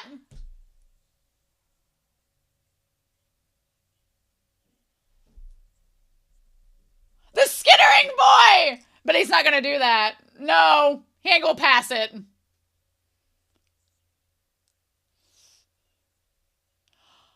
Oh! Don't cling to me.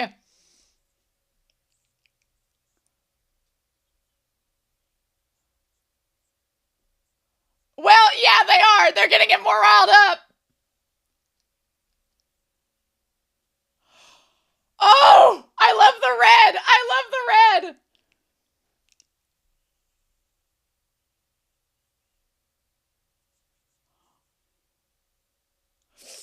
Oh my god.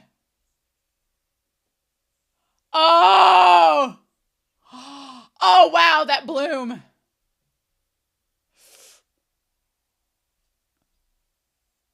Oh! Oh! Oh! Oh! Oh! No! No! Shit! Oh! Oh, sigh. Oh! Oh no!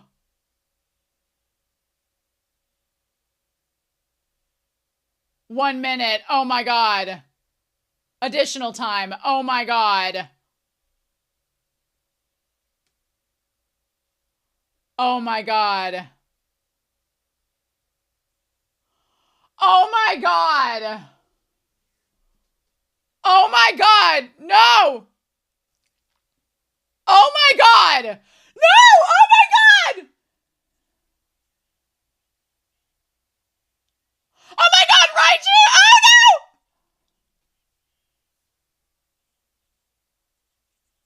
No, damn it, Isagi, why are you failing? Oh my god. Shit. Oh no.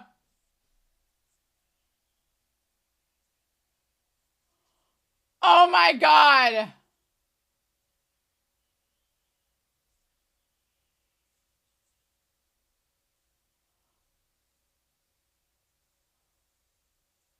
Isagi, get in there! Come on! Where's Rin? Yes, there he is!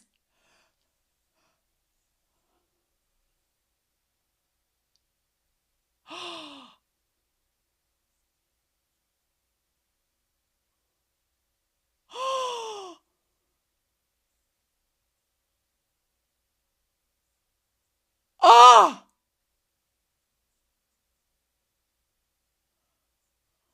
Oh my god.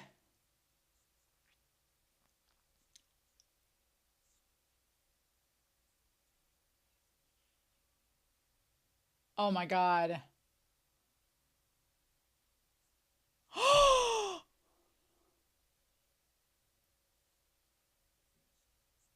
Oh!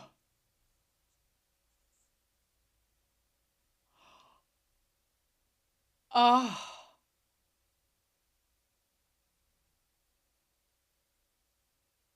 Wow, yeah. Are you playing this just to get revenge on me, or...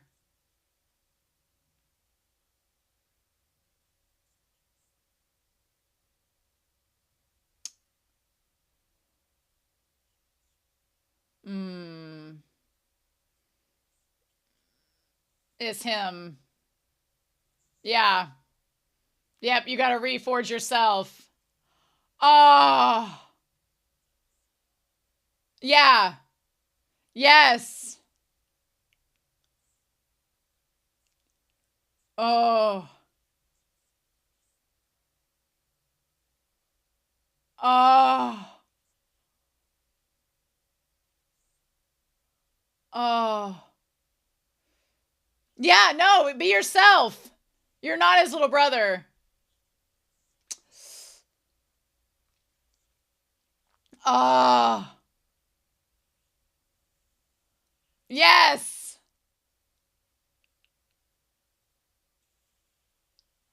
Oh. Oh my God.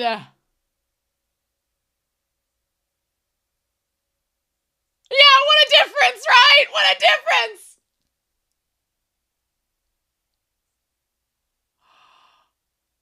Oh, right, yeah.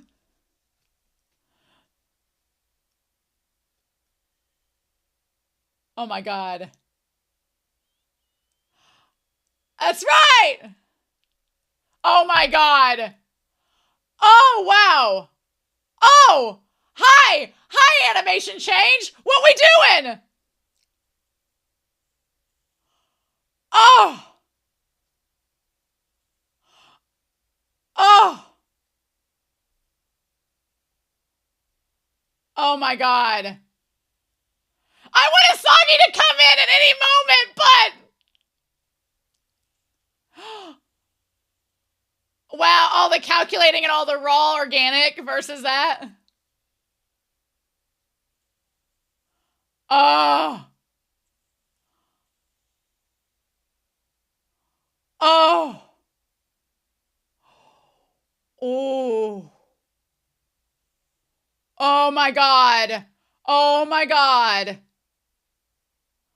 Oh my God, Aiku. Oh!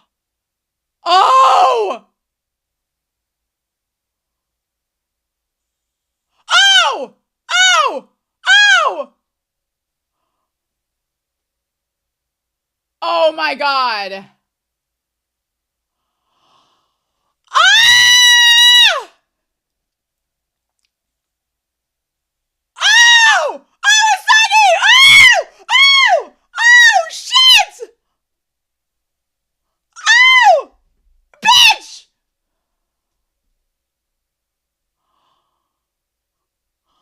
Ah! God, no, don't you dare, not after all this!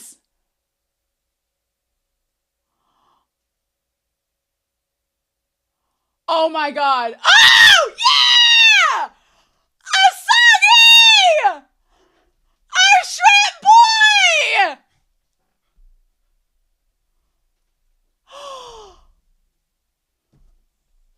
Ah!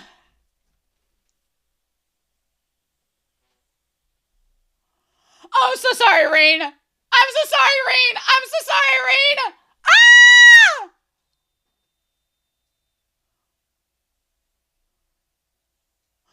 Ah!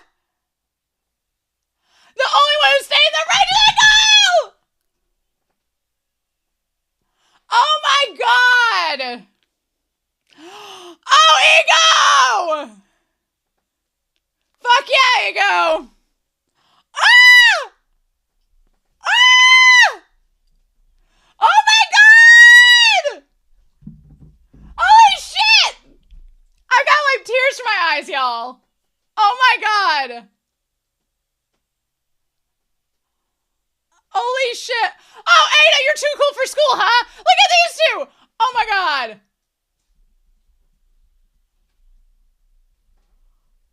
You scream it out, Isagi. You do it. You do it, my dude. You do it, my dude. Oh!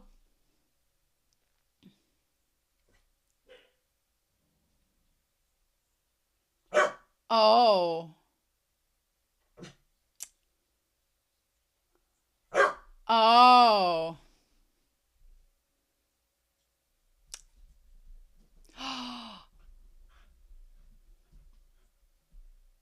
Oh. Was it all it was?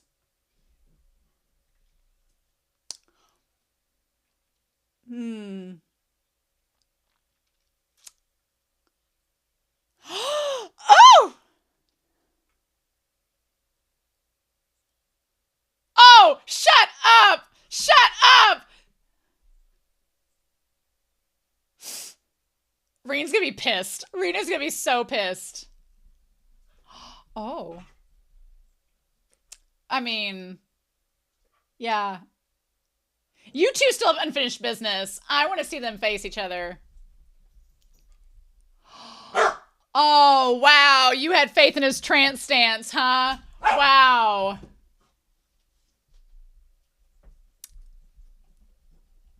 Look at you, Isagi. Just happened to do it. Yeah. Wow. Oh, do that again.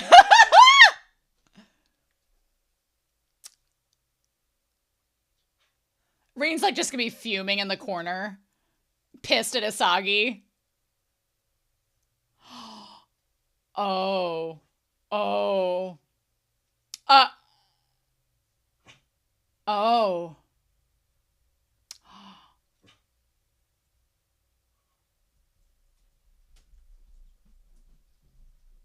Look how you were 2 seconds ago.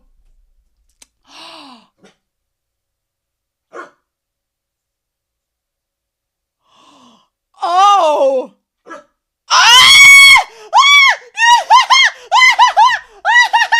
didn't acknowledge you! He acknowledged Asagi instead of you! Oh my god! Oh shit! Rin's gonna kill him! He's gonna kill him! Oh my god!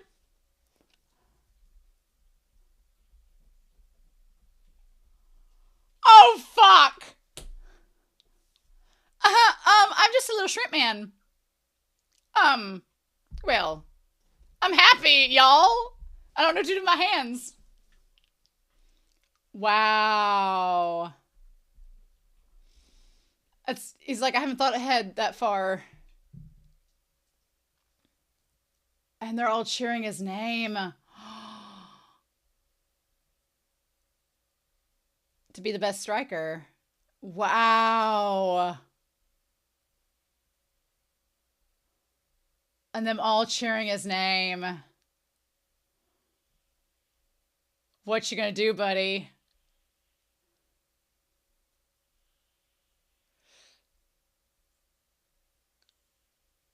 Oh. What are you gonna say? Oh.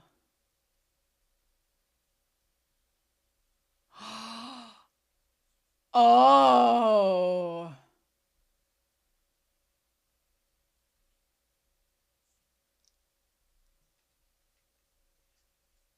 Oh! Will you now? Will you now, egoist? Will you, egoist? Phase 1 completed. Phase 1. Bitch, what? Oh my god, where's Rin? Is Rin not there? Where's Rin? Why is he not standing with them? Rin's gonna kill him. Aww. He goes like, well. Wow. Where's Rin? He's not here. Is he leaving?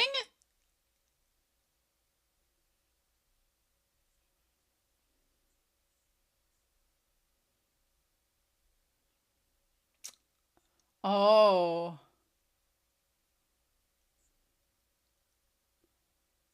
Oh, there's Rin.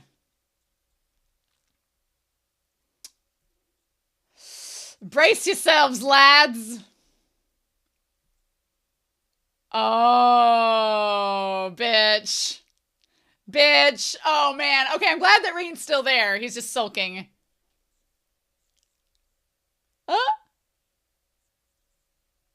Yeah. Henri's like, now I get to make food, so let's go. Aww, I love Isagi with the tank top look. That's so cute on him. Oh.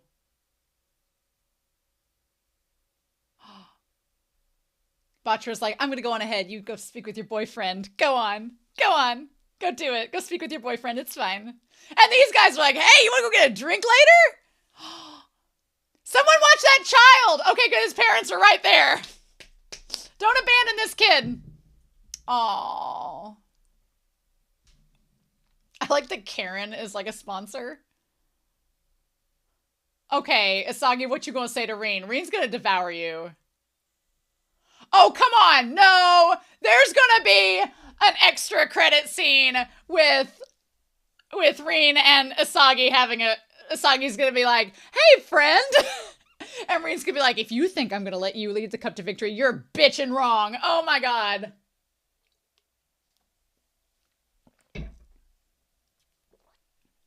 I honestly thought for a second that Rin was gonna score the final goal, but Rin is always a bridesmaid, never a bride when it comes to being the main character. Oh my god. I'm not over Sai being like, oh, well, the person who woke you from your trance was Isagi.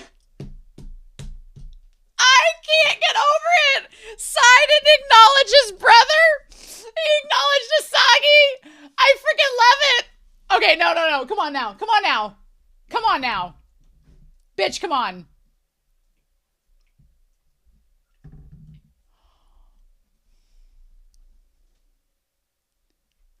Oh, that's not what he wants to hear. Oh. Luck.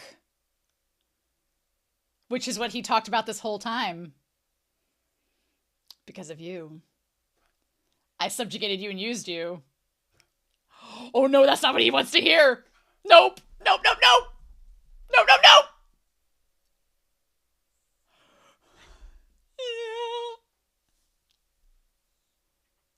Oh my god. Oh my god! Oh my god! Yes! We've moved on from Sai to Isagi! No! Ah! Yeah. Yes! Good! Oh. Uh-huh. Sure. I'm sure. Oh, isn't it the coach that Aiku? Uh-huh. The wild card. Oh. Oh! Wait! Is that Kunigami? What? The Neo-Egoist League? What?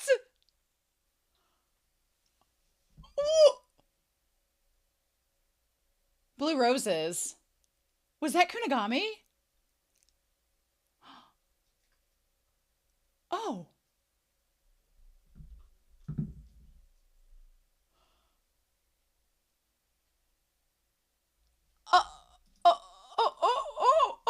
Blue Roses, Blue Lock, this man with a mullet.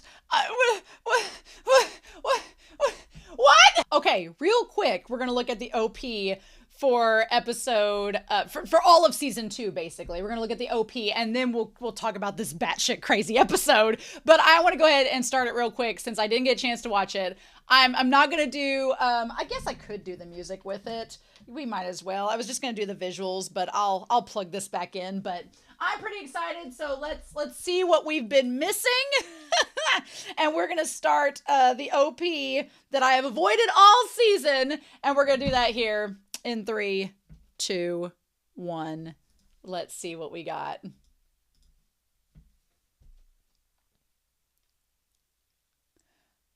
Like, why was this hit as a spoiler? We'll see. All right. And all the chains of Blue Lock. And grabbing them, I love that. And breaking them, breaking the chains around you, which is a lot of Rin's confrontation here. And then Sai. Okay. Oh, wow. So pretty much spoiling all the stuff with Rin and him, so we had to see all that. I also love that the symbolism of the cracked glass is like Rin cracking and figuring out that he doesn't need to be connected to Sai. That's there too, so that little symbolism there. So far, so good. I mean, it would spoil the Rin and Sai episodes. And then Baro coming in. Okay. That would have been... Oh, wow. All of them coming together to make the goal. Nice. Oh, wow. And all this stuff with Ryusei. Oh, well, yeah. That would have spoiled it. So I couldn't have seen it even with episode 14. Oh. Well, just give away everything, why don't we? Oh, wow. Yeah. Huh. Yeah, I could not have watched that before episode 14 was over. That would not have worked. It would have spoiled literally everything. Well, all right. Fair enough. What a game, huh? Oh, man. I poured 2 big ones in this one because I was like, do I just drench it all over myself and do like the game-winning thing where they put the cooler of ice and the Gatorade over Ego? No, Ego's like, I got a nice suit on. You're not going to do that. But oh my God. So I was a little bit wrong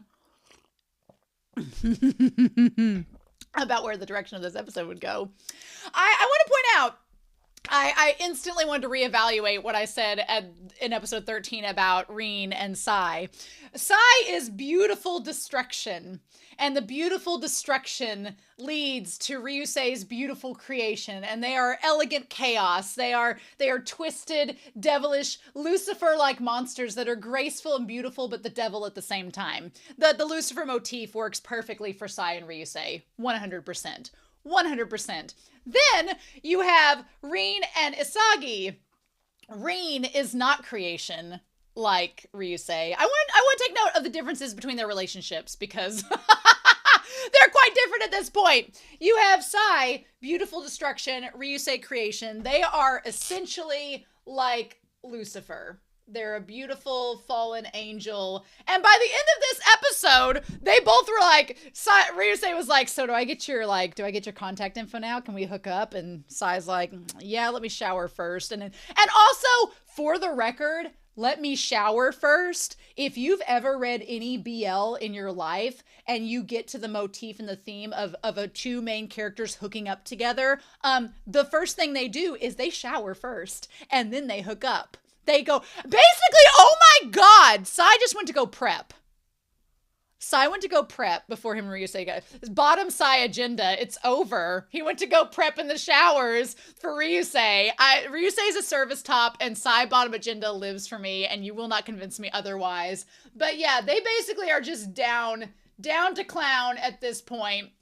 Sai went to go prep in the shower and then he's like, fine, let me go get ready and then we can get together now that the game's over. We can talk pleasantries while we exchange contact details. They're like a total couple now. They're just over. They're like Reo and Nagi to me. They are OTP. It's done. Ryusei and Sai together forever, drawing little hearts on trees and then burning them down. That's where they're at.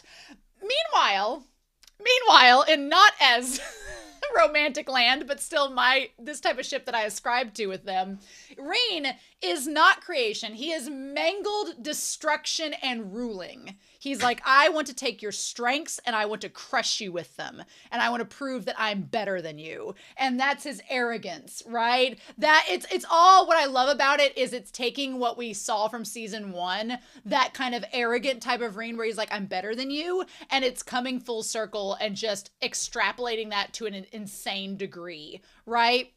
But Then you have Isagi, who is not just about breaking down and destroying the puzzle and building it back together. Isagi's whole thing is subjugation. Isagi's whole thing is using people to get the goal for himself. That's what he was doing in this. And he's constantly challenged, which makes it more of a struggle for him. But yeah, that's basically, it's the idea. I'm probably going to use for the thumbnail the image of Isagi and Rin side by side, because that's really what they are. They are two kings fighting. They are two kings fighting over rule of the field. They're two kings fighting over who's going to control the game. And that's their rivalry. And that's their relationship. And that is their flame. Burning, candles burning at both ends. That is them. They are two kings fighting over who. Rin is trying to rule the entire field, and Isagi is trying to subjugate the entire field and rule it for himself. They are two kings fighting against one another, and they might just, devour each other and make out while they're there. So yeah, if you want sweet honey romance, soulmate vibes, then you do Bachara and Isagi, which I ascribe to. I like Bachara and Isagi. They're like, if I want some honey fluff, I'll go with them. But if I want like flaming, angsty, devouring, and carnally ripping each other apart, kinky shit, then I'll go with Rin Isagi. But damn, I think it's so good that they got the voice actor that they did for Rin. At first I was like, oh, well, Rin's voice actor is known for being kind of snobbish characters and like has this air of arrogance to them. But now in this episode, watching him go completely batshit crazy, I'm like, no, they picked the right voice actor to do that. That him like snarling and gravelly growling. No, that makes sense. And I'm so glad that finally Rin was like, forget this brother shit. Everything that binds me is like everything is holding me back and binding me makes me want to puke. And he has like the chainsaw wheels. They're like pinwheel chainsaw. So Rin's whole thing is that I want to be unbridled and I want to be unleashed to do whatever I want. I want to be the king. And it's a king that's very different than Baro's king. Indeed. But I feel like Isagi was like, okay, Rin's unleashed and he's doing whatever he wants. While he's doing that, I'm going to use it to my advantage. And I was like, oh my God! Because I kept waiting for Isagi to show back up because they made him like disappear. And I was like, okay, we're focusing all on Rin. So when is Isagi going to attack? And the best part about it is we don't get to see Isagi's thought process. We know what it is. We've spent this entire series building up what Isagi does and how he thinks about things and where it's coming from. We've built up all these moments figuring all of that out. And now Isagi's like, I've already shown you my hand. I've shown you the card trick. Now I'm going to do it off screen and it'll just be a surprise at the end. And you're like, yes. Also, the use of red to be in like Rin's vision, it's so fitting because we've talked about Rin being kind of tunnel visioned throughout this entire series, like especially towards Sai. But now we see the tunnel vision kind of work to his advantage and it be like a scope and him like scoping out the enemy and breaking them down. Like it's worked really, really well, right? Oh, I'm gonna turn my sound off here. It's worked really, really well. My dogs are like, you've spent 2 hours on this show. Play with us. But yeah, I love the reds used. And the red on Isagi, like the shadows, really, really good. The animation in this episode, they spared no expense. We'll talk about the whole Rin versus Sai confrontation when we get to it. But I love the shadows, the red tones. Sai looking like a freaking monster is terrifying. Oh my God. Also, I also love the fact that some of the stuff that has been used in this series had like coming full circle moments, like Rin doing yoga. We've established him having like all the yoga, doing all the self-care. And then when he did the center of gravity full burst against Kuruma, it was like, that was him using like his yoga stuff to help him in that moment overcome his opponent, which was a really cool callback. I liked that a lot. But yeah, and he just skirted by. I love Ego was like on the edge of his seat being like, oh my God, this is his flow, right? He draws out their strengths and crushes them to show he's superior. This is your flow, huh? I love Ego was so focused on the game. And they're like, you're a madman. Yeah, I love that Isagi's like, I've never seen this side of Rin before. Like, and there's an innocence to Isagi that even when Isagi is being badass, even when he's doing crazy things, there's like just such an innocence to Isagi at the core, at the heart of it all, that it just makes me smile, because I'm like, even when he's being crazy, I'm like, Isagi's just. But yeah, it's the complete opposite of Itoshi's Sai's beautiful destruction. Instead, I love the concept of Sai has like all the binary code, all the metrics and everything, and it's all organized and neat. But what Rin is at the heart of him are just these monster mouths coming out, and he just mangles his opponent's style and their best move. Like, I love that Rin finally comes into his own and finally realizes that he needs to be him, and he needs to play for himself, not for or anyone else, right?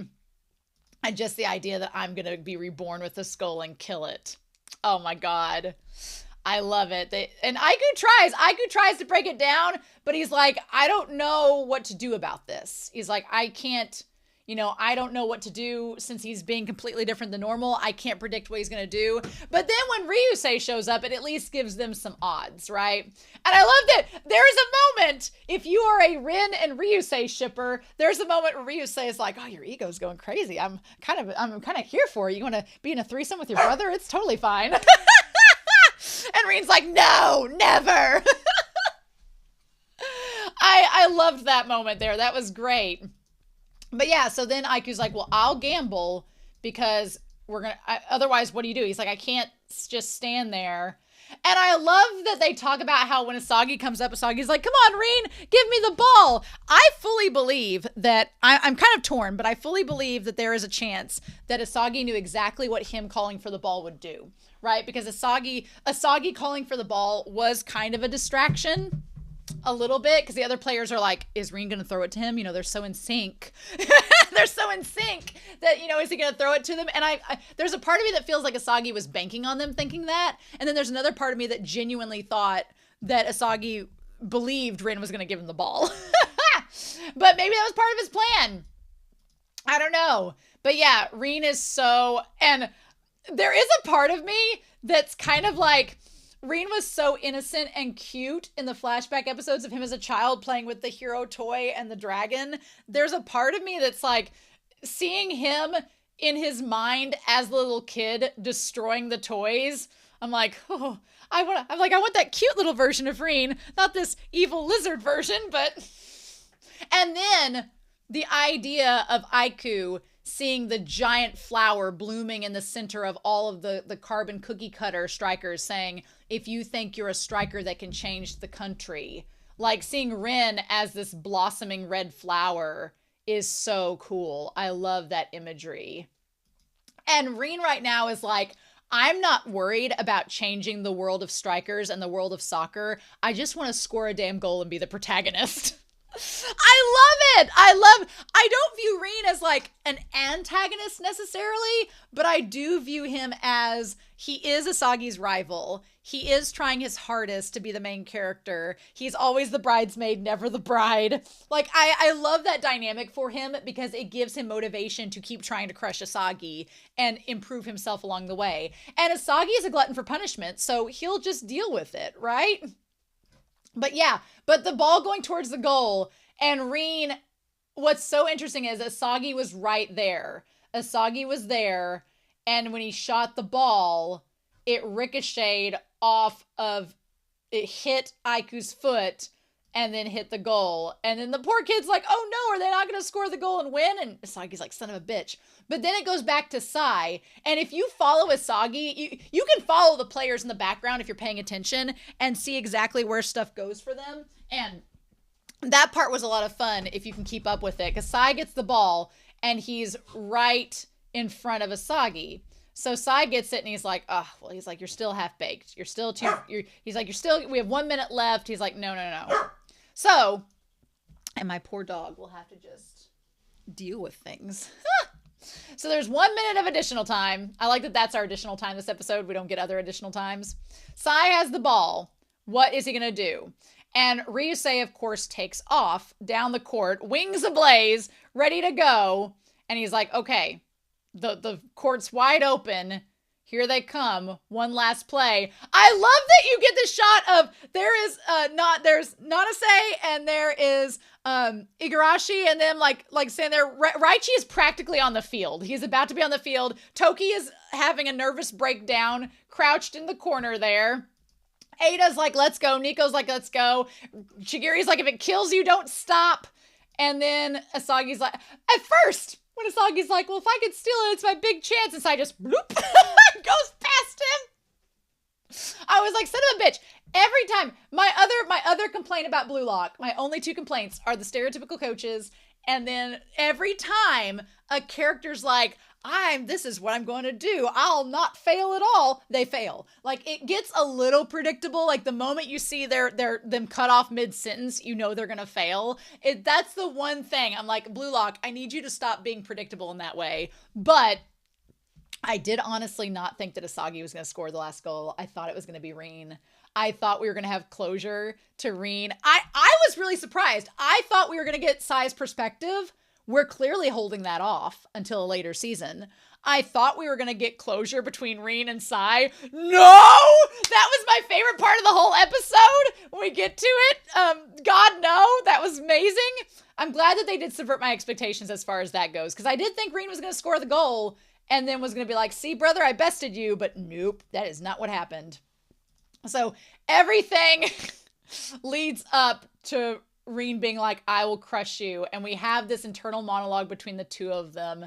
And Sai's like, look, you failed to score the goal. And he's like, who do you think you are? He's like, are you just playing soccer for yourself? Or are you using me as an excuse? And I feel like at this point, one of the things Sai's been thinking is that this entire time, Rin is not playing soccer because he wants to play. He's playing it to best his brother, catch up with his brother, be with his brother. But Sai's like, we're not always going to be together. We're not always going to play on the same team. We're not always possibly going to play soccer at the same time. So if you're not doing this for yourself, then there's no reason for you to do this. And I like that. I like that Sai's like, I want you to play for yourself. Not for me, for yourself. He's like, you're an excuse for a little brother who lives in my shadow. And then we kind of see that, yeah, like the lukewarm stuff, the half-baked stuff, a lot of what Rin has been doing has been kind of imitating his brother. And then he's like, he's like, the one who makes me really want to puke. And I love the shot of how the glass between the two of them shatters, but it shatters on Rin. He's like, the one that makes me want to puke, that makes me hate myself with soccer is myself. Because he's like, I know what I'm doing. And he's like, and I hate it. And then we see like all the monsters chasing after him like a big pinwheel. And he's like, stop violating my life with your cheap and easy values. I'm not some object in your lives. And then I love that he takes the dragon, and the dragon that represents himself, he smashes it over the hero that he had representing Sai. He's like, I don't want to just be your little brother. No, I'm done with that. He's like, I want to play for me. He's like, this anger that I have is mine. He's like, and I'm going to give in to all these destructive impulses. And I am myself. Like, I've been waiting for Rin to get to that point this entire series. It's like, you don't need your brother. Play soccer for yourself. Be your own person playing soccer. It's cool to be influenced by your brother, but you need to do it for yourself. And he's like, I'm the egoist, Itoshi Rin. That look of him with the tongue hanging out, looking absolutely deranged. That in conjunction with how he looks at the end of the match where he's like, oh, hey, brother. I'm like, oh my God, shut up. Like, you two men are insane. I've never seen a Sai with that kind of face before. So I'm curious if Sai has that in him. But the final matchup where it is Sai versus Rin, the animation's great. They clearly put a lot of the budget into the animation. I'm going to be honest with you all.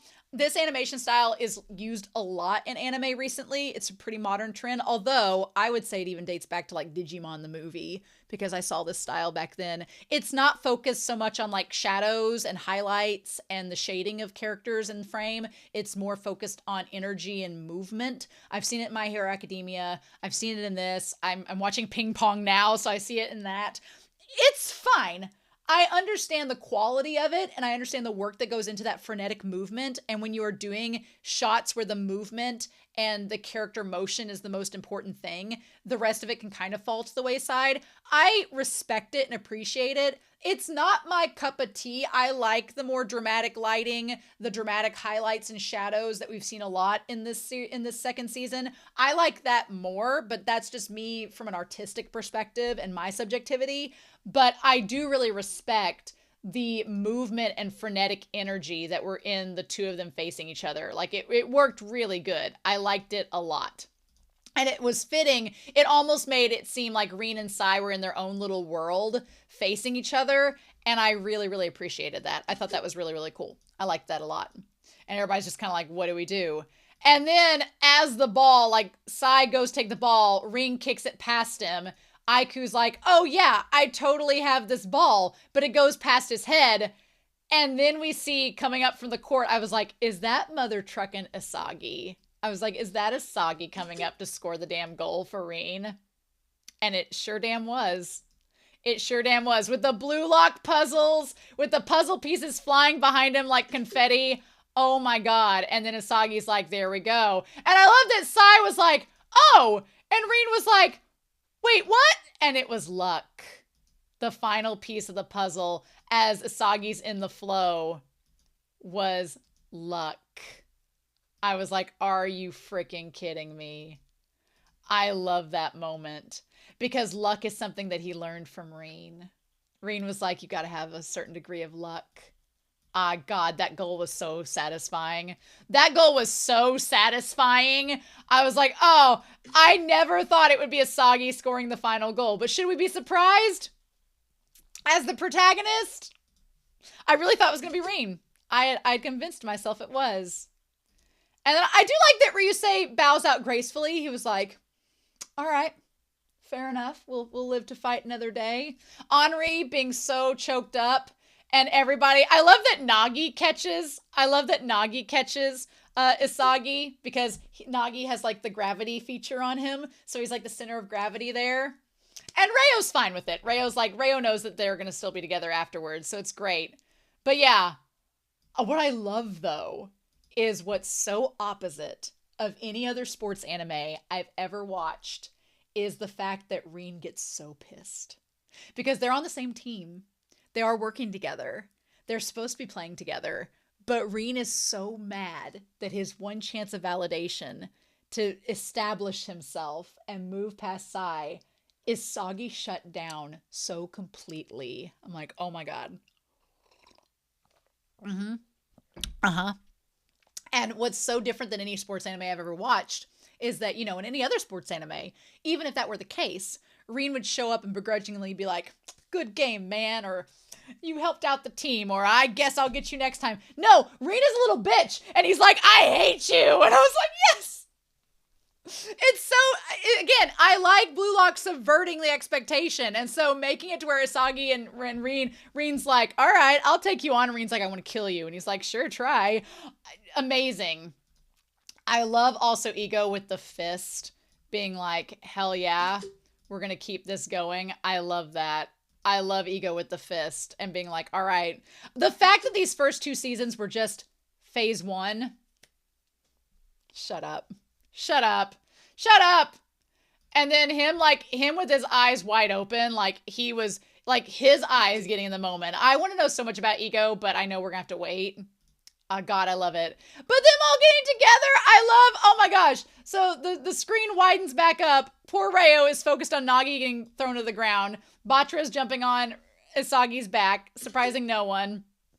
Everybody gets involved there.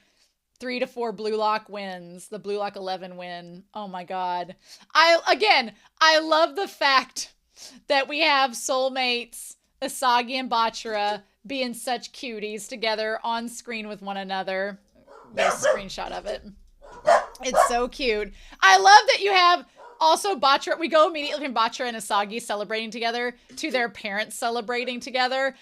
Isagi's dad has been pushed to the side so that Batra's mother and Isagi's mom can form a cohesive relationship. Dude, just get in on that open relationship and let her in. Let's let this happen. Also, Ada being like immediately being a camera hog ready to get their close up. Also, I'm glad that now we have Tobito, Ada, and Shigiri back together, but we're going to talk about that. Oh my god. And then we have Reo and Nagi. Reo and Nagi butting elbows together, sitting together. I mean, Reo's fine. Reo has shown some major growth this season, and now he's totally okay. He's like, all right, buddy, you're all going to come back to me at the end of the day. And Isagi just getting to cheer. Hell yes. Good for our lad. I couldn't believe, like, Isagi having all the stands cheer for him and all of that. Oh my god. Also, there's everybody, if you look on the overhead, there's everybody gathered with Blue Lock together except Rin. Rin is sitting back there by himself. And then you have all of the others scattered about. So, of course, we have the U20. They're upset. Sendo looks like he's super sad. I wish we could have gotten a little bit more with the U20 at the end, but I have a feeling season 3, I don't think this is the last we've seen of them. I feel like, as far as predictions for a future season, I feel like Ego is going to combine Blue Lock with the U20. They're going to trim the fat. The 7 players that we saw that did the most from the U20, Sendo, Tepe, the one guy that looks like the Dromedal, Kuruma, Aiku, Sai, and Ryusei. Although Sai was just kind of there to play for whatever reason. But those 7, I feel like they're going to stay around. The other U20, who are they? But I'm sorry. The one guy that Kinsho Ono plays, I don't think he had no part in the series whatsoever in the season. He was just there. I don't think he'll have much of a play. But I think that those 7 will stick around. I think they'll still have some purpose there. I want to see more of them, honestly. And then Ryusei, he's like, you kind of hesitated there and had like an internal monologue with your brother. He's like, I couldn't help but notice you had a moment of you and your brother chit-chatting there on the field during the last few seconds of the game. Do you think that might have cost us the entire game? And Sai's just like, yeah, no. He's like, we could have at least, not have given away that goal. I like Ryusei holds Sai accountable. And he does so despite Ryusei being absolutely batshit crazy. I do love the fact that Ryusei holds Sai accountable, but does so in a surprisingly calm manner. He's like, hey, what was that back there? Okay. And Sai's like, yeah, no. He's like, well, honestly, he's like, look, that's the move I thought I had. He's like, don't mock me. He's like, we had 1 minute left. Time would have ran out if we just passed it around. So he's like, a decisive pass from me to you is the best option I could see. So he's like, he got to me before you could get into a good position, and that's all it was. And whether that's the case or not, Ryusei accepts it. And he's like, okay. And I like that he goes, okay, fine. I'm going to rib you a little bit, though, because I think you're bending the truth a little bit. He says, so Mr. Big Bro underestimated his little bro. Is that it? And I like that Sai, he's like, let's count that as a goal that I would have scored. I love that. I love Ryusei's like, look, you basically underestimated Rin, but that would have been my goal if we had done it the way that we should have done it. So since it would have been my goal the way that we should have done it, that would have been a hat trick. So in that case, you have to give me your deets like we promised. He's like, because you were caught up in the moment with your brother, I'll let it slide, but you're going to give me your contact info because that's how it would have worked out if we had done it the proper way. And Sai does not say no. He doesn't smile, but he's like, well, let me hit the showers first. I'm like, oh, really? Really, sirs? I'm like, is that how it's gonna be? Again. And I just love that Ryusei is like, hell yes. The two of us together forever. I'm like, hell yes. I love it. So then, before we get to Rin, we cut back. I like that Reo is up with Isagi. Reo is up with Nagi and Shigiri there. Isagi, I love that Aryu's like, you rolled some glam in credits there, Isagi. I love it. Super cute. And he's like, oh, thanks for helping me up. I love that Aryu kind of like gets down on one knee to help Isagi up like he's a knight helping his king up to his feet. And Batra's like, that's so funny. Nice goal. hero. Aiku just feeds the trolls. One thing I regret out of this game, honestly, is I thought in the last second, and we kind of got it, but I thought in the last second that we were going to have Isagi and Aiku having a definitive showdown of like cop versus robber. I thought we were going to have that, but we didn't quite have it. It just came up out of nowhere, and that's fine. It was an amazing scene, but I really thought there'd be more. So that gives me hope that Aiku's like, oh, well, we're not done here. We have unfinished business. You and I are going to go against each other in the future. That's going to happen. But he's like, for now, he's like, were your eyes fixed on my blind spot the whole time? And he's like, well, it was a blind spot that I could take a direct shot from. I had faith that Rin's trance state could get the better of Sai. I love that Isagi's like, I had faith in Rin, that he'd go crazy and it would work to our advantage. It was the culmination of the full 90 minutes. And Aiku's like, damn, you reflexively went to a spot where all those conditions would meet up. He's like, that's pretty impressive. Pretty impressive. You put the puzzle together and it just happened to fall in the right spot. That's that luck feature. Also, he's like, you attracted good luck, Isagi. And it's so cool because we see that come back from season 1 and Rin taught him about luck. And we see it all. I'm like, Rin, you've created this monster. You're your own cause of your own downfall and your own strife. But I love that. I love the idea of that concept of luck coming full circle. That was amazing. Also, if he wants to do that ripping off the glove movement over and over again on loop, he can go right damn ahead and do it, because I was like, sir, why did your girlfriend leave you, sir? She's a fool, sir. And then him saying, congratulations, Blue Lock. That is so amazing. I freaking love it. And Isagi being like, oh, I made a friend. Asagi's like, okay, you're a decent person. That's nice. I like that you're a kind-hearted individual. I'm stuck with someone who's masochistic and psychotic, but cool. And then, yeah, the two of them being like, all right, we're probably going to play together. Here's the thing. If they join forces, then Aiku and Isagi may work together in the future, which is really exciting.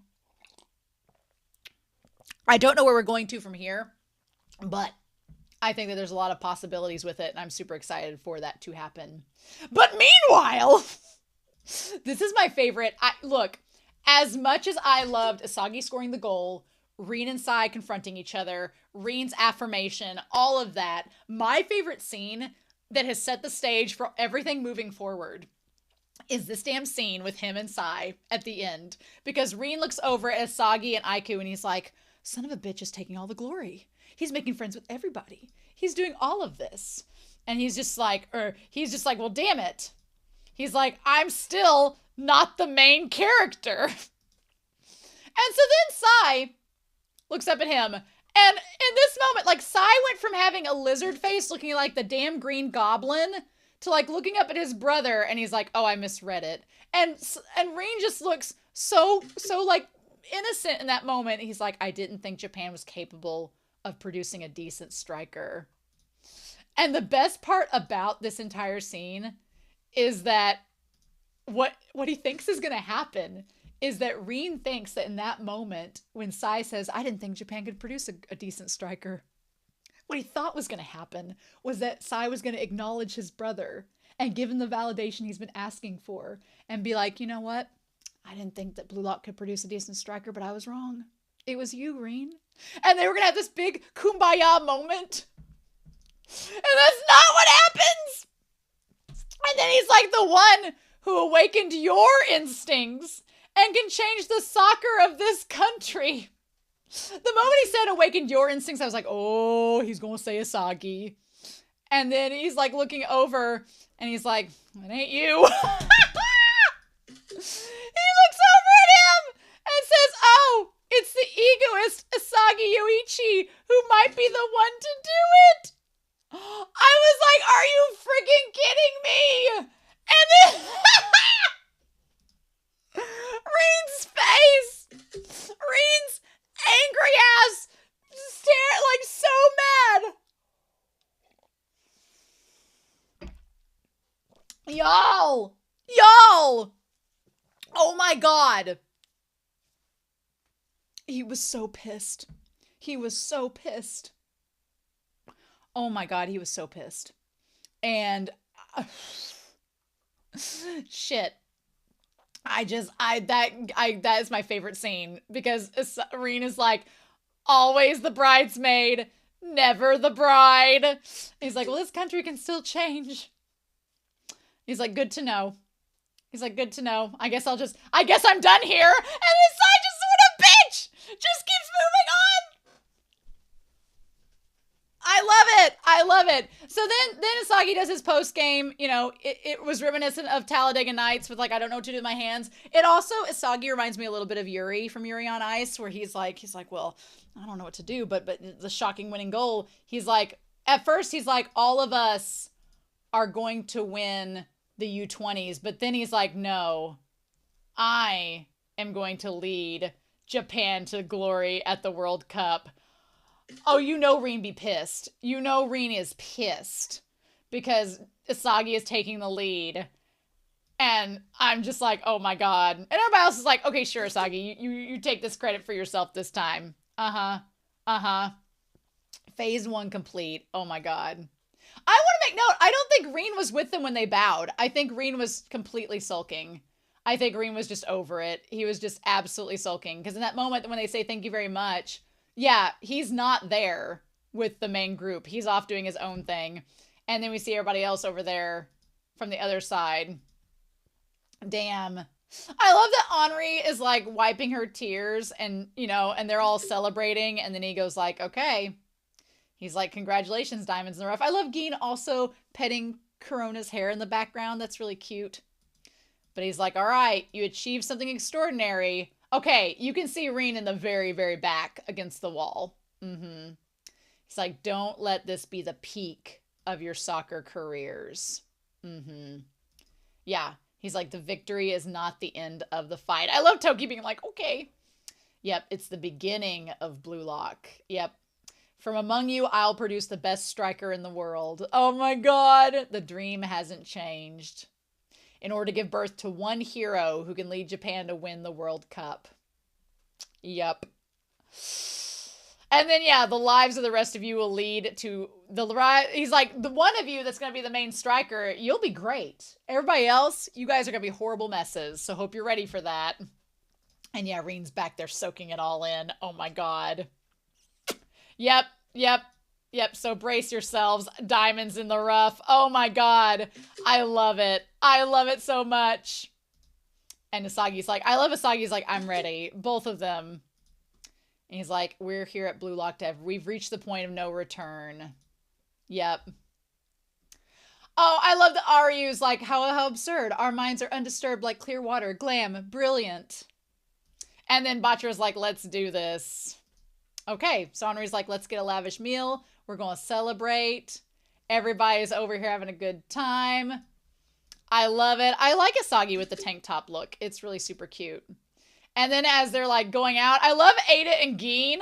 Their like little moments, super cute. Love that. And then of course, as Bachira and them go back, Isagi's like, I need to go back and talk to Rin. And Bachira's like, you go on. He's like, I'm going to go over here with Chigiri. You go talk to your boyfriend. Oh my god. I'm glad that little kid wasn't left by his parents, but also I love that he's been inspired to play soccer. Good for that kid. So now, after the credits, we have a lot of things happening. I love that we have Isagi and Rin. And the moment that he went back to talk to him, I was like, oh shit. Because he's like, everything Isagi was saying is not what Rin wants to hear.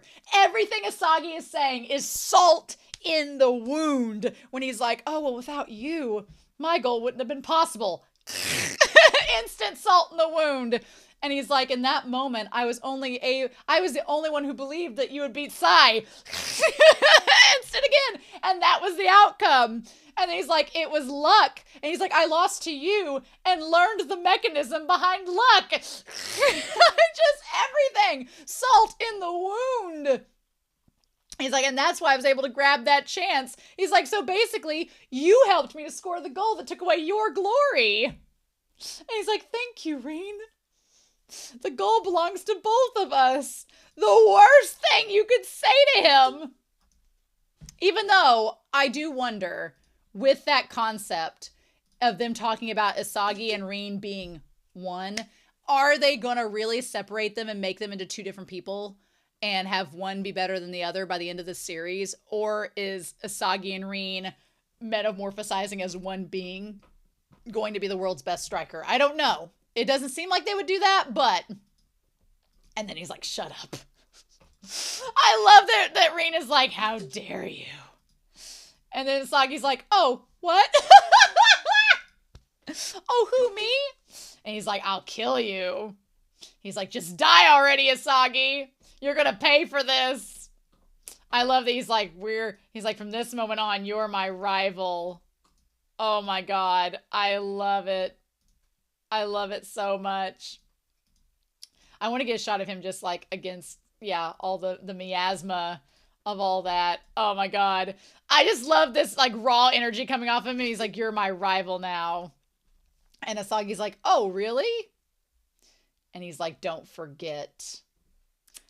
Means I'm going to kill you no matter what. And I like Isagi being like, all right, bring it. Yeah. He's like, go ahead and try. Ah! I can't wait. So then we see that Eigo's been showing this around the world, being like, what do you all think of Blue Lock? And we see these, it's like the Brady Bunch of coaches, right? One coach is like, that's great. The level of the player's story quality is perfect. Story quality! Yeah, we got a lot of character mining we can be doing in the next season. We're positive. He's like, and we're ready to make the world go wild. What's interesting is the one coach looks like the coach that was in charge of Aiku's team. So who be he? Why is he the one in the center now? Oddly enough. Is he the one with Madrid, maybe? Curious. Curious. And he goes like, I'm going to pay back all of my loans. I'm so glad I'm not going to go into bankruptcy with Blue Lock thanks to this. So, but then there's this wild card door that's behind Blue Lock. This wild card door. He's like, the world's best striker will find where the soccer is most intense and suddenly appear there. I'm like, wait a second. Is this not Kunigami? I thought Kunigami was gone. Is this not him? Is he back? Is that why he's still in the merch? What happened with Kunigami? What is happening? Why does he look like a zombie? What's going on? How dare you, show? Why is he the wild card? And then he's like, phase 2. Don't you smile at me, Ego. Don't you smile at me like you know secrets. You're like all the viewers watching this video that know the manga. How dare you? The Neo-Egoist League begins. The NEL, the Nell League. I'm ready for Nell. I'm ready for season 3 Nell. Okay. Sure, Nell. Let's go. My thing is, we then cut to Blue Roses. I just got done with Apothecary Diaries season 1. I thought Blue Roses, that was the last I was going to see, but apparently 2025 is going to be the year of Blue Roses or 2024 has been the year of Blue Roses because Blue Roses are supposed to be impossible, but they're also made when you dye certain things with blue dye. So it's like it's something that's been artificially added to it. I'm like, okay. And then you have the blue in the phone and very ritzy, somebody walking around naked perhaps. Oh, and then this guy with the blue tips and the rose. Is this Nash Gold? What? Is this, and he has the blue tattoo. I'm like, is this the Nash Gold equivalent from Croco's Basketball for Blue Lock? Is that him? He's got blue rose tattoos. He has a blue tipped mullet. His hair is also white. He's thematic in the elements. He's wearing a kingly robe, strolling around nude. What? You introduce a character like this in the 5th hour? What?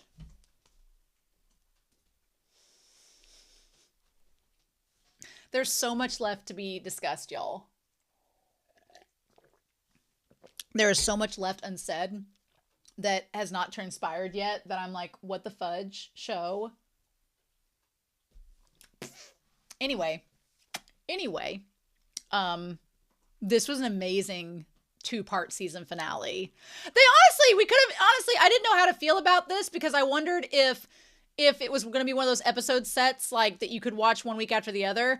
I think they could have split this up into 2 different weeks, but I'm kind of glad they didn't because it would have been really hard waiting for the next week after Rin like started to go with the flow, but they could have. So they were being very generous to us, giving us 2 consecutive episodes back to back. And now we got to wait to find out what this blue-haired mofo is, and then if Kunigami is back and what is involved with that. Either it's Kunigami or it's someone that looks like him. Whatever we're going to do with that. And why is he the wild card? Technically, Ryusei was the one that cut him out. So I'm very curious why he gets to come back and not Kira. I'm joking. But what an episode. Oh my God. No, ships are still solidified. Ships are great. This is everything I could have wanted it to be. I'm so excited for season 3. As far as what's next for Blue Lock, I know we'll have to wait a while before season 3. I'm fully aware of that. But I do think that we've got 2 light novels that I'm going to get to at some point this year. At some time.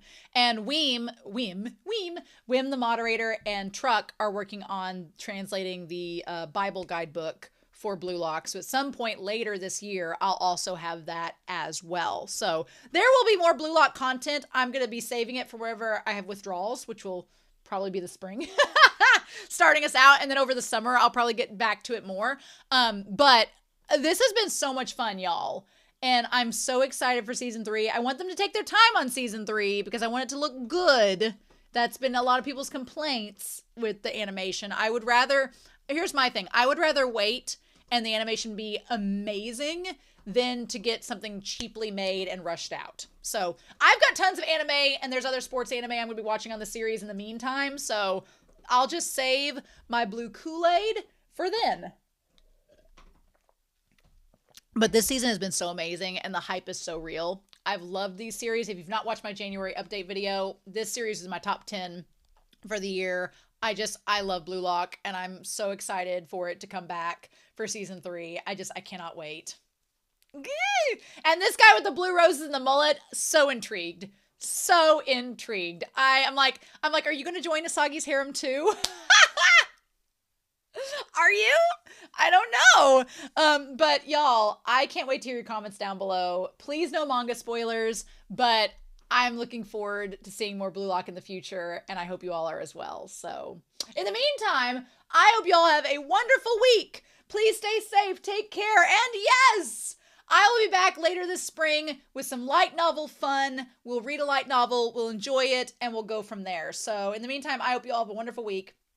Please stay safe, take care, and yeah, I'll be back later this spring with some more Blue Lock. Bye.